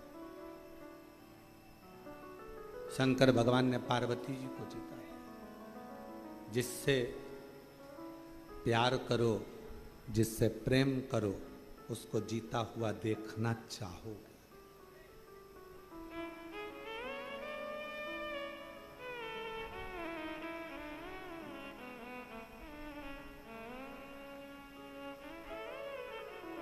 हमको याद है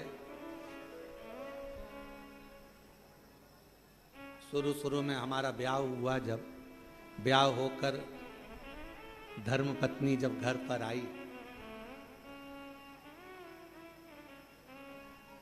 और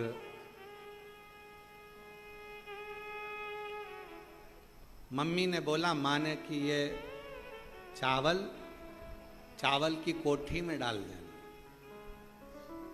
अब समझ में आया नहीं, नई थी, चावल को शक्कर की कोठी में डाल दिया, शक्कर की कोठी। अब जब बड़ी भाभी ने कहा कि इसमें से शक्कर निकाल लो, तो शक्कर निकाले तो उसमें चावल शक्कर दोनों मिली हुई आई। अब रात को कमरे में थाली लेकर बैठे और शक्कर और चावल अलग करती रहे। अब हमने पूछा कि ये चावल और शक्कर ये कौन ने मिक्स कर दे दिया तेरे को? हमारी ही गलती थी, शक्कर में चावल डाल दिया, ध्यान नहीं, स्मरण नहीं।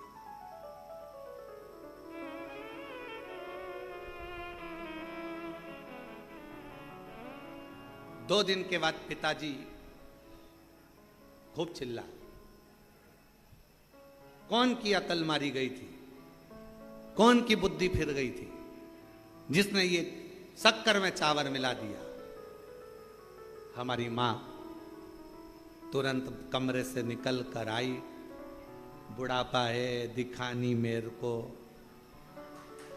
मैंने चावल में शक्कर मेरे मिला दिया।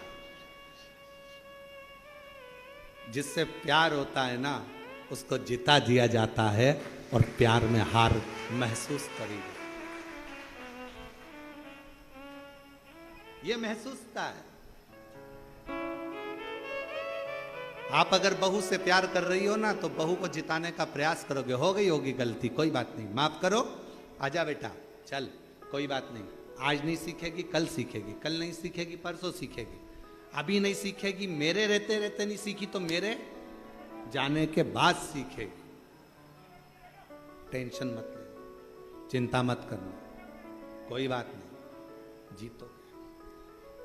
ये गुण कोई दूसरा नहीं दे सकता। ये गुण देगा तो मेरा शंकर भगवान देगा।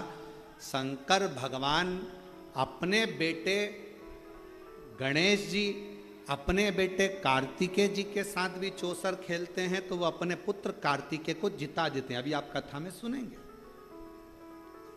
शंकर भगवान अपनी धर्मपत्नी पार्वती जी के साथ चौसर खेलते हैं तो पार्वती को जिता देते हैं।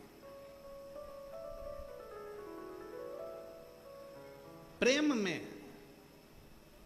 जिससे बहुत प्यार करो उसको जीतना जरूरी है, और प्यार में अपना हारना जरूरी है। वो एक लाइन है, कौन से गाने की, हमको तो स्मरण में ज्यादा रहता नहीं, हारे हारे हारे।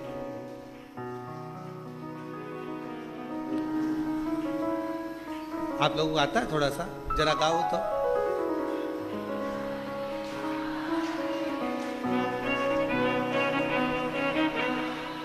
हरे के सहारे। एक कैमरे वालों जरा हमारी जीजियों को दिखाओ, ये गा के बता रही हैं सब, दिखाओ जरा, बोलो बोलो बोलो मेरी।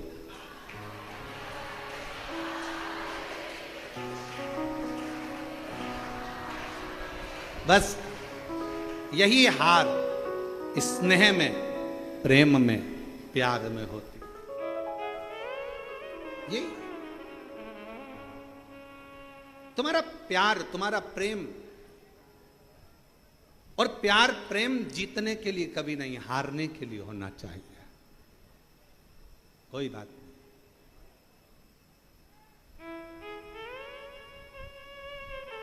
जीतने के लिए नहीं, हारने के लिए। कई लोग कहते हैं गुरुजी आप कहते हो शंकर भगवान, शंकर भगवान, शंकर भगवान चौसर खेले और पार्वती जी से हार गए। पार्वती से तो हारे, दूसरी बार चौसर खेलने बैठे तो पार्वती मैया जब अपने बेटे कार्तिकेय के साथ चौसर खेली तो पार्वती मैया अपने बेटे से हार गई। वो जगत जननी आद्य शक्ति दुर्गा है, भवानी है, अपने पुत्र से हार गई। कभी कभी मां और बाप अपने बच्चे के साथ अगर कोई चौसर गेम कोई खेलने बैठती हैं तो जान करके हारती हैं। इसको जिता दो, इसको जिताओ, क्योंकि माँ बाप अपने बच्चों से प्रेम करते हैं, प्यार करते हैं। ये जीते, ये जीते।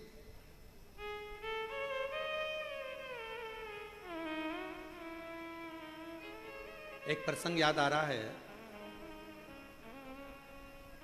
आज ओसा लातूर वाले भी आए हुए हैं, तो एक प्रसंग हमारे स्मरण में आ रहा है। महाराज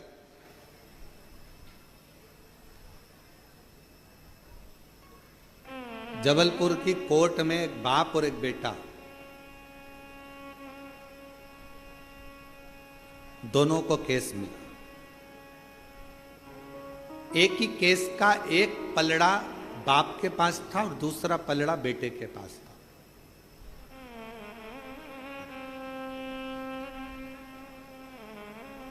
हाई कोर्ट का केस था।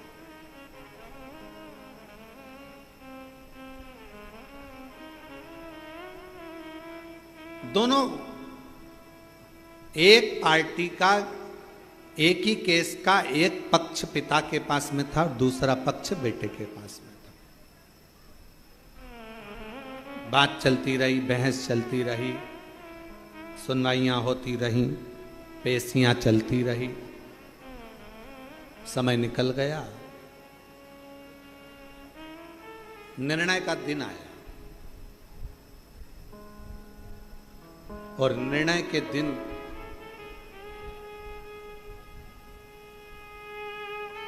आज पिता उस केस में जीता और बेटा केस में हार। बाप जीत गए। लोगों ने बहुत बहुत प्रशंसा करी, बाप बाप होता है, पिता पिता होता है, बाप जीत गया बेटा हार गया, देखो बाप बाप होता है। पर बाप धीरे धीरे धीरे धीरे डिप्रेशन में चले गया, चिंता में चले गया। क्यों? क्योंकि इस विजयता में मेरी विजय नहीं, मेरे बेटे की होना थी। क्योंकि अगर वो जीत जाता तो मैं आज खुशियां मनाता, आनंद लेता। वो मेरे सामने हारा, वो मुझसे देखा नहीं गया। और मीडिया कहती है, कई अखबारों में उसको पढ़ा गया था, बहुत पहले का संवाद है, जब हम बहुत छोटे थे उस समय का संवाद है, देखा गया कि वो पिता ने आखिरी में अपने प्राणों को त्याग दिया। उसको कोई बीमारी लग गई और वो बाप अपने प्राणों को त्याग दिया। बाप समाप्त।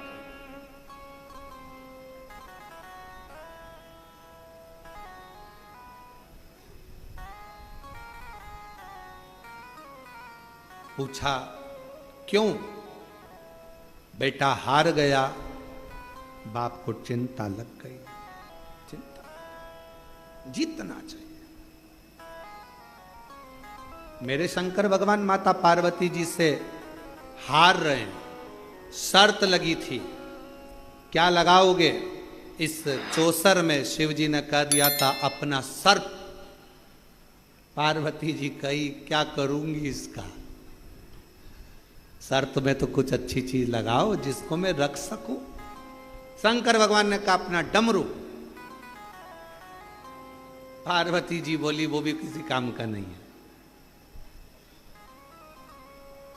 घर में कोई बच्चा ढोलक बजाए ना तो लोग कह देते हैं बहुत अच्छा बजा रहा है। घर में कोई बंसी बजाए तो भी कह देते हैं छोटा सा बच्चा अच्छा बजा रहा है। कोई वाद्ययंत्र बजाए तो लोग कह देते हैं अच्छा बजा रहा है। और घर में छोटा सा बच्चा और डमरू पकड़ा दो, डम डम डम डम डम डम डम लगा लगा लगा लगा बजाते जा बजाते। आखिरी में घर की मम्मी निकल के आके चुप, पागल हो गया है? सुबह से लेकर शाम तक कौन ने दिया इसको डमरू? और माँ ने डमरू उठा के अलमारी के ऊपर, अब मत देना इसको, सुबह से प्राण खा गया। डम डम डम डम डम डम डम डम डम।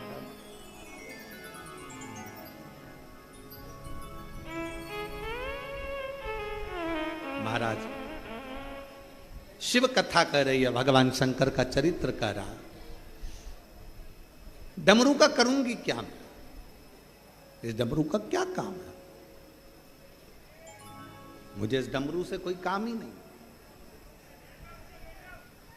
फिर विचार करा कि अब क्या लगाया जाए, तो शंकर भगवान ने कह दिया एक काम करता हूं, मेरे तन पर जो मृग छाला बंधी है, मैं अपने पूरे शरीर का जो वस्त्र है इस चौसर में लगा देता हूं। और भगवान शंकर आज चौसर में हार गए, पार्वती जी जीत गई।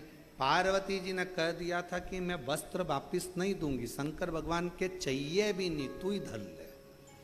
क्या करूं?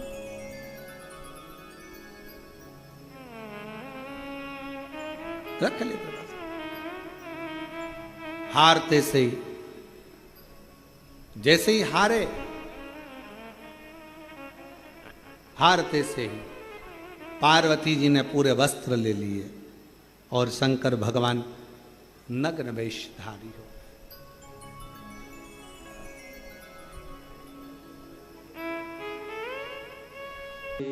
अब उसके दरवाजे पर आकर दिल से उससे मांगते हो, वो दे देता। चंदन भैया, लोग हमसे कहते हैं महाराज जी बड़े बड़े महाराज उन तो अच्छे अच्छे धन वालों को पकड़ते हैं। और वो क्या बोलते हैं उसको, सेलिब्रिटियों को पकड़ते हैं, पैसे वालों को पकड़ते हैं। तुम किसी पैसे वाले को नहीं पकड़ते। हमने कहा कुबेर भंडारी के दरवाजे पर जो आता है वो खुद ही पैसे वाला हो जाता है, तो पकड़ने की जरूरत क्या। जो यहाँ आएगा साधारण आता है, झोली पसार कर मांगता है, एक दिन वो भी जब करोड़पति बन जाता है, धनपति बन जाता है। बाबा, मेरा कुबेरेश्वर बाबा किसी को खाली नहीं भेजता। 3 महीना में वो कहते हैं ना, नर्मदा जी की परिक्रमा कितने दिन में होती है पैदल पैदल, तो 3 साल 3 महीना 13 दिन में नर्मदा जी की पैदल परिक्रमा होती है, जो हम पूर्व में कर चुके हैं। 3 साल 3 महीना 13 दिन में नर्मदा जी की परिक्रमा पैदल होती है। उसी तरह जो कुबेरेश्वर बाबा के इस 12 ज्योतिर्लिंग के मध्य बिंदु कुबेरेश्वर धाम में आता है, सब कुछ भूल जाओ, 3 साल भी भूल जाओ, सब भूलो, केवल 3 महीना। और फिर वही बात, 13 दिन भी जाने दो, तुम तो बस 3 महीना बाबा से अगर दिल से अगर आपने आकर सेवा करी है, हृदय से उसको भजा है, दिखावे से नहीं। आते ढेर आते हैं, तो 24 घंटे भक्त आते हैं, 24 घंटे। रात में आते, सुबह आते, दिन में आते, रात भर आते, 24 घंटे आते हैं।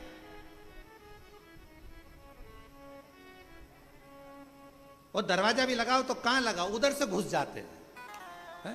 सामने से कोई कहीं से, कोई कहीं से। भगत को कहां से रोको। 24 घंटे भक्त आते। और गजब का है रे बाबा, गजब का। दुनिया देते थक जाए, पर मेरा कुबेरेश्वर बाबा देते कभी नहीं थकता। बेटा अब उससे, और शंकर की ऊर्जा कोई कम नहीं होती है।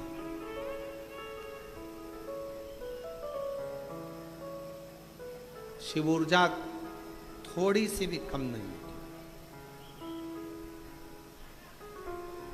एक कथा हमने बहुत पहले श्रवण कराई थी, आपके स्मरण में होगा।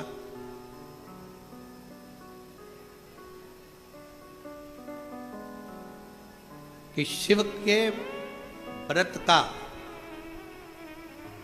शिव की कथा का, शिव मंदिर जाने वाले की ऊर्जा का गुणगान नारद जी भी कर नहीं पाते, बहुत कठिन।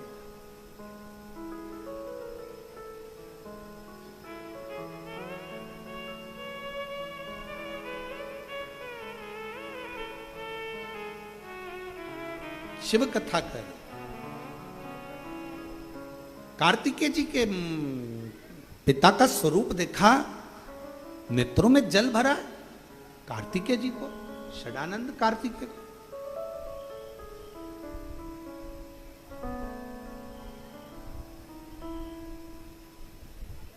पिताजी आपकी ये दशा कैसे हो गई, कैसे ही आपकी दशा हो गई। पिताजी ने कहा, तुम्हारी माताजी से मैं चौसर खेला, वस्त्र हारा, नीलकंठ पर आकर नग्न अवस्था में बैठ गया और दिगंबरा दिगंबरा पाद वल्लभ दिगंबरा नीलकंठेश्वर दिगंबरा मल्लिकार्जुन दिगंबरा नीलकंठेश्वर दिगंबरा मल्लिकार्जुन दिगंबरा दिगंबरा दिगंबरा पाद वल्लभ दिगंबरा दिगंबरा दिगंबरा पाद वल्लभ दिगंबरा। मेरा वस्त्र मैंने पार्वती जी को दे दिया।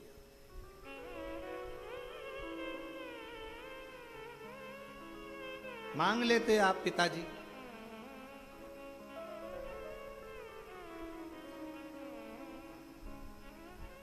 मांग लेते।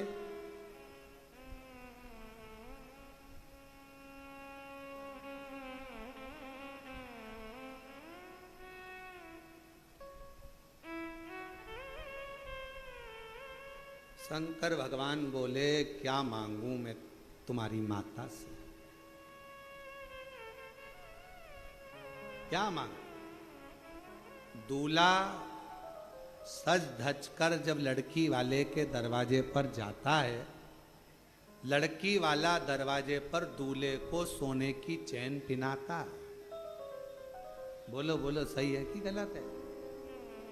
अगर दरवाजे पर नहीं पिनाता तो फलदान में पिनाता, फलदान में नहीं पिनाता तो सगाई में पिनाता, सगाई में नहीं पिनाता तो कुंवर कलेबे में पिनाता। पर सोने की चैन एक ससुराल से गले में जमाई के चैन आती है और जमाई खुद बेचैन हो जाता है।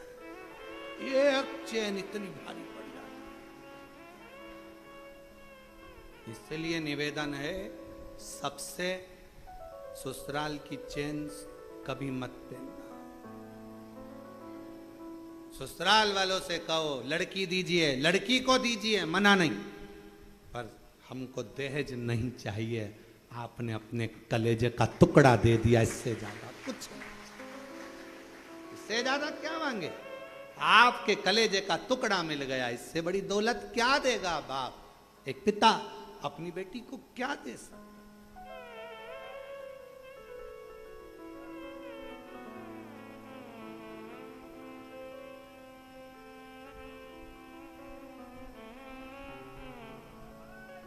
और वो चैन कभी कभी बड़ी दिक्कत दे जाती है। जब जब घर में झगड़ा होता है तो पत्नी चिल्लाकर, अब भी की अब भी तो मेरे बाप के घर की चैन, अभी तो।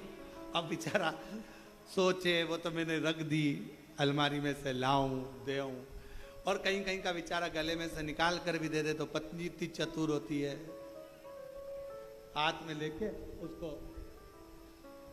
ये तो 1.5 तोले की थी, एक की कैसे हो गई? अरे गले में पड़ी पड़ी गल गई, अब मेरे को तो मेरे पिताजी की 1.5 तोले की ही चाहिए। हालांकि पत्नी लेती नहीं, परंतु वो अपनी भाषा में, प्रेम की भाषा ऐसी ही होती है। हम तो हमेशा अपनी कथा में कहते हैं पति पत्नी का झगड़ा थोड़ा थोड़ा होते रहना चाहिए, दिल का मेल साफ होता रहता है। अगर एक बार झगड़ा होता है तो फिर वो अदालत में बात पहुंच जाती है। इसलिए थोड़ा थोड़ा झगड़ते रहो तो उसके अंदर जो भरा होगा वो बाहर निकल जाएगा, वो उसके अंदर कुछ होगा तो वो निकाल कर बाहर कर देगा, दोनों का मेल साफ होता चले जाएगा, दोनों आनंद में रहते चले जाएंगे। और अगर पति पत्नी का झगड़ा नहीं होता तो दोनों में एक बार जो झगड़ा होता है तो फिर अदालत तक बात जाती है। इसलिए थोड़ा थोड़ा, स्लो स्लो, थोड़ा थोड़ा चले, ज्यादा नहीं। और झगड़े के बाद प्रेम भी तो उतना होना चाहिए, स्नेह भी तो उतना होना चाहिए। कार्तिकेय बाबा बोले हम भगवान शंकर जी से मांग लेते, शंकर भगवान बोले मांगा था तो नहीं दिया, नहीं दिया, ऐसा हो ही नहीं सकता।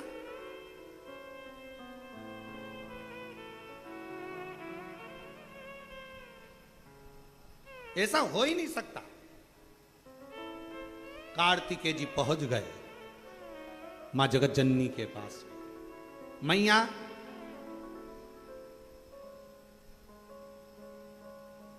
पिताजी के वस्त्र आपके पास हैं? हाँ। चौसर खेली थी? हाँ। जीत गई थी? हाँ। तुमने वस्त्र क्यों लिए? कार्तिकेय जी ने पूछा। मैया बोली 3 दिन पहले मुझसे कह रहे थे मेरा मन है 87,000 वर्ष की समाधि में डूबना चाहता हूं। मैंने मन में सोचा कपड़े ले लूंगी तो कहां डूबोगे, कहां डूबोगे? 87,000 वर्ष की समाधि में? हाँ, इसलिए मैंने उनको रोकने के लिए चौसर खेली। ये तो आइडिया पत्नियां बेचारी लेके आती है, पर कभी कभी सक्सेस होती है, कभी कभी नहीं भी होती है, कभी कभी सफल हो जाती है, कभी कभी नहीं हो पाती।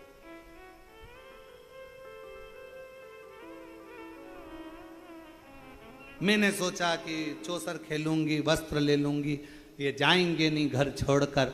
मुझे क्या मालूम था वो तो नग्न वेश में भी चले गए।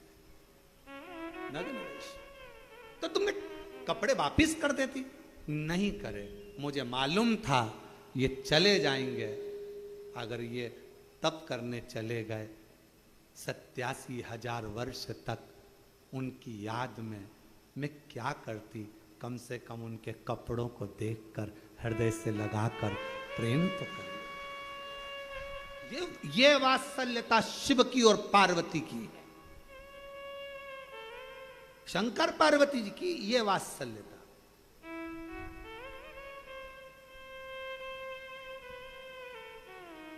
और तुझे ना देखूं तो चैन मुझे आता नहीं, तेरे सिवा कोई और मुझे भाता नहीं। उसके बिना मैं कैसे 87,000 वर्ष मैं और शिव के बिना कैसे रह सकते? कैसे?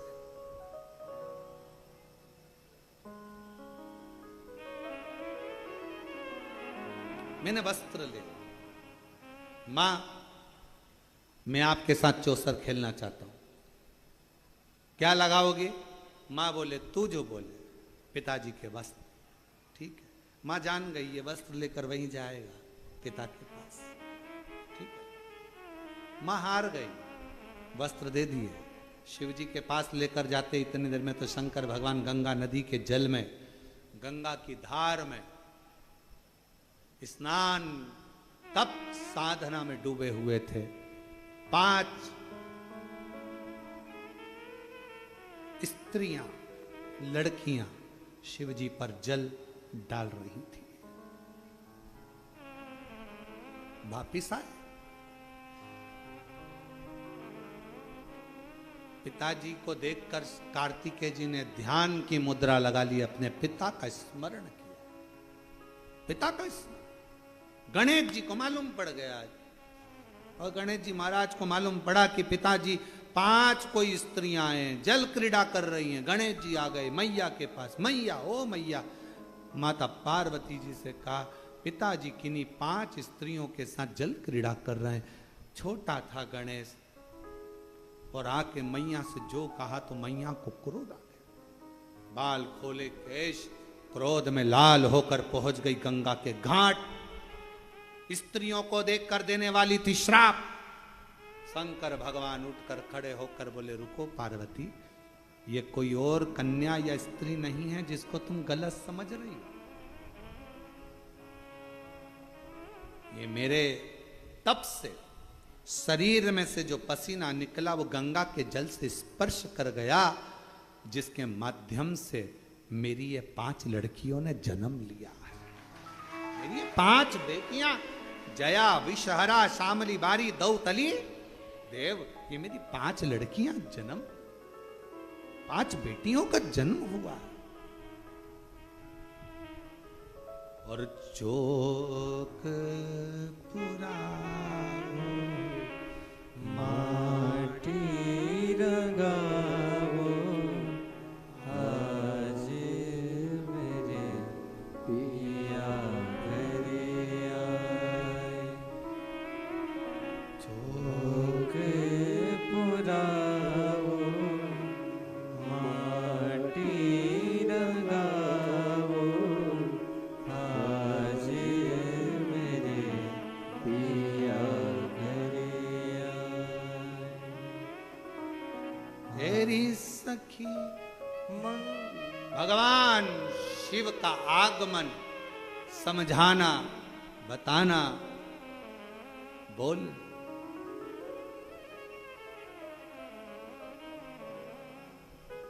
और छिम छिम बरसे अमृत धार, लिया बेटी ने अवतार, कैलाश पर्वत ते बाजे खुशियाँ पानी छिम छिम बरसे अमृत धार लिया बेटी ने अवतार कैलाश पर्वत। शिव जी ने पार्वती को रोका, श्राप मत दीजिए। कई बार हम गलत सोच लेते हैं,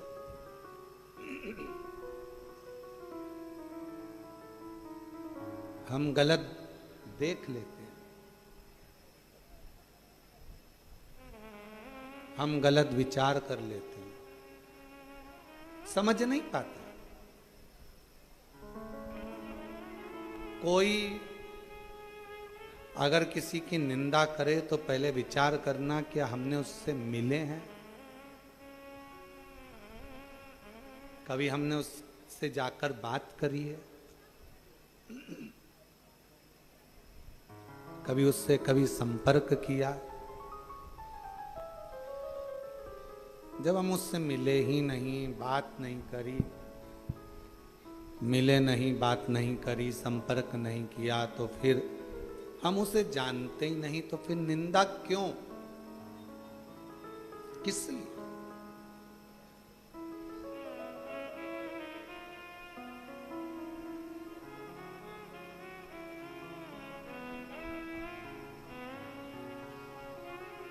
कई माताएं कह देती है मेरी बहू को उसकी मां सिखा रही है।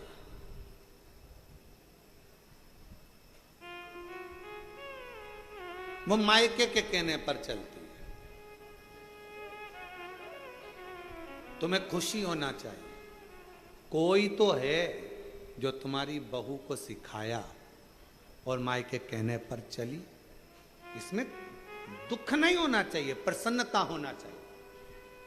जब बहू अपने मायके के कहने पर चल रही है तो एक ना एक दिन तुम्हारे कहने पर भी जरूर चलेगी, इसमें दुख नहीं होना चाहिए। क्या दुखी होना उसमें, अरे गुरुजी, अरे गुरुजी, अरे गुरुजी, गुरुजी, गुरुजी, कई करो फालतू की बात, क्या है? नहीं। खैर हमारे पास तो कोई आकर बोलता भी नहीं कि गुरुजी ऐसा या गुरुजी वैसा, क्योंकि ये शिव महापुराण की कथा जब पहले नहीं होती थी, उससे पहले घरों में सास बहू के झगड़े ज्यादा होते थे।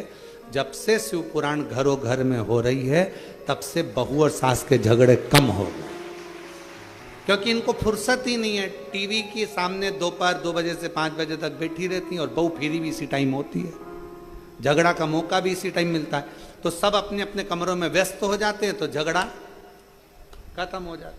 क्या सोचना उसमें, क्या विचार करना? और आधी से ज्यादा सास तो कथा में चली जाती है, पंडाल में कथा सुनी, भजन करा, स्मरण करा, नाम जाप जपा, चल दिया। क्या सोचना? और झगड़ा, फिर निवेदन है, एक पानी और एक तुम्हारा मन, ये दोनों एक जैसे हैं। पानी और मन दोनों एक जैसे। पानी को कितना भी गर्म कर लो, आखिरी में वो ठंडा हो ही जाता है, और मन से कितना भी गुस्सा कर लो, आखिरी में थोड़ी देर बाद वो ठंडा हो ही जाता है। दोनों एक जैसे।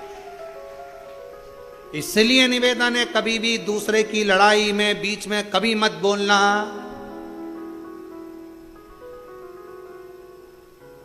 एक बार राजा क्षुभ की लड़ाई में, दुर्वासा बाबा की लड़ाई के अंतर्गत एक बार लड़ाई में भगवान विष्णु बोल लिए थे, उनको शंकर भगवान के गणों के द्वारा हारना पड़ा था। कभी मत बोलो। थोड़ी देर का झगड़ा होता है, लड़ाई होती है, गुस्सा होता है, क्रोध आया, क्रोध आने के बाद थोड़ी देर बाद एकदम शांत। अभी हम देख रहे थे सुबेरे सुबेरे, सुबेरे यहां से लेके वहां तक भोजन की लाइन लगी थी, खूब लंबी लाइन, लोग इधर उधर उधर उधर उधर। अच्छा, एक के पीछे एक लग जाओ, आराम से जाओ, आराम से पाओ, हॉल भी बड़ा है, आराम से भोजन मिल रहा है। और आज भी प्रसाद में मीठा दलिया था, मीठी थुली थी, इसके बाद में मिक्सचर था, रोटी थी, खिचड़ी थी, सब्जी थी, सब अच्छे से पाओ, अपना आनंद पाओ। आरओ लगे हुए हैं, बढ़िया आरओ का पानी नलों में आ रहा है, आरओ का पानी चल रहा है, ठंडी बोतल उससे में से भर लो, कूलिंग मशीन लगी हुई है, सब अच्छा है। उसके बाद भी खूब लंबी लाइन और हट हट हट करके और लगे हुए, और इतनी देर में सब लगे थे गेट तक लाइन में, और आ गया धड़ धड़ा के पानी, जो आया जितने लाइन में थे सब गायब, सब गायब। अब सोचा क्या इनको भूख नहीं लग रही थी? तब पंडित जी ने बताया सब भोजनशाला में बिना टोकन के अंदर प्रवेश कर गए। अच्छा, टोकन क्यों दिया जाता है? टोकन देने का कारण क्या होता है? भोजन तो निःशुल्क रहता है, टोकन क्यों देते हैं? जिससे आप लोग आराम से धीरे धीरे लाइन से, कोई गिरे नहीं, पड़े नहीं, किसी को ठोकर ना लगे, कोई को तकलीफ ना हो, इसलिए देते कि आप आराम से जाओ, आराम से पाओ, आराम से आनंद लो।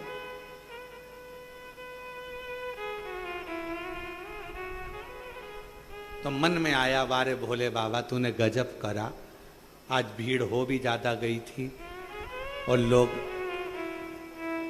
इधर उधर कर रहे थे, तूने गजब समय देखा। तो प्रभु ऐसी कृपा, जब रोज लाइन लगा करे, थोड़ी कृपा कर दिया कर तो ये सीधे अंदर चले जाए, प्रसाद पाए, भजन गाए।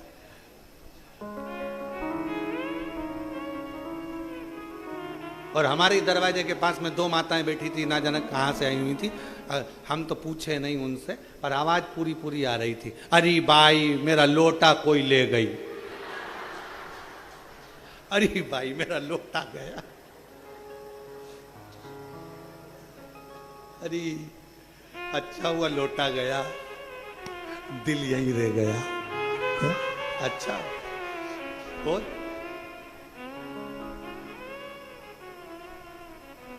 सबने अपना अपना बैग उठाया, सामान उठाया, आश्रम की जो कालीन थे वो गीले होते रहे, किसी ने नहीं उठाया क्योंकि आश्रम का था। अंदर गीले हो रहे, कौन उठाए? अपना है क्या? बस इसी सब भेद अपने को हटाना है। सबसे पहले अपने बाप का घर देखना है, उसको संभालना है, उसको समझो।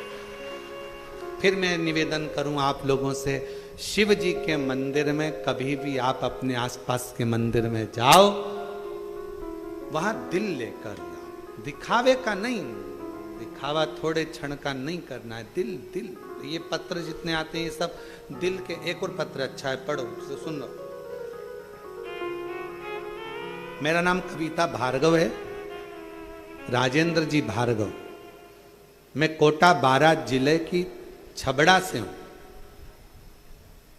बस मैं इतना जानती हूं कि सीहोर के कंकर शंकर की पूजा का फल मिलता है।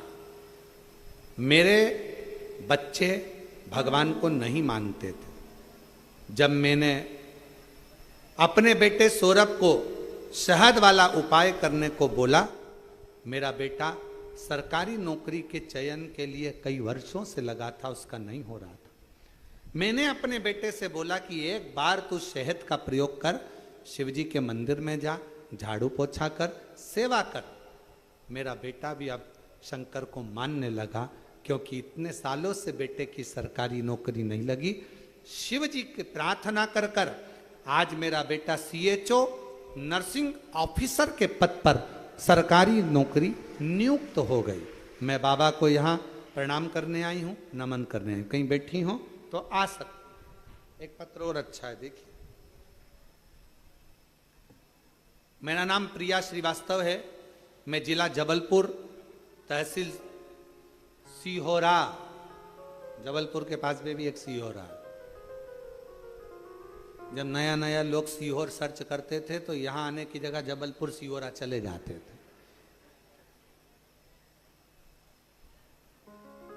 कोई बात नहीं, दादा सोए जा घर, पांव पसारे वाह घर। ठीक है। मेरे पिताजी और मेरे भाई कहीं बैठी हो तो आ सकती हैं। तहसील सिहोरा की रहने वाली हूं। मेरे पिताजी और मेरे भाई दोनों कोरोना काल में शांत हो गए। मेरे पिताजी भी चले गए, मेरा भाई भी चले गए। उनके जाने के बाद लोगों का बर्ताव बहुत बुरा था। हम माँ बेटी के साथ गुरुजी, मैं और मेरी माँ किराए के मकान में रहती। गुरुजी किराए के मकान में रहते हुए भी बहुत सी बातें सुनना पड़ती। गुरुजी पिता जी सरकारी नौकरी में थे। 2016 में उन्होंने एक प्लाट खरीद लिया था जो पड़ा हुआ था, फिर वो रिटायरमेंट हो गए और चले गए। गुरुदेव भाई भी चले गया, पिता भी चले गए, दोनों माँ बेटी कैसे जीवन जी। बहुत तकलीफ में थे। पहली बार किसी के कहने पर टीवी पर आपकी कथा चैनल बदलते बदलते आस्था चैनल पर आए। आपकी कथा चल रही थी, तब आप कुछ लोगों के पत्र पढ़ रहे थे। उन पत्रों को सुनकर मन में भाव जाग गया कि एक बार बाबा के मंदिर जाना चालू करती हूँ, कुबेरेश्वर धाम जाऊंगी, वहां पर जा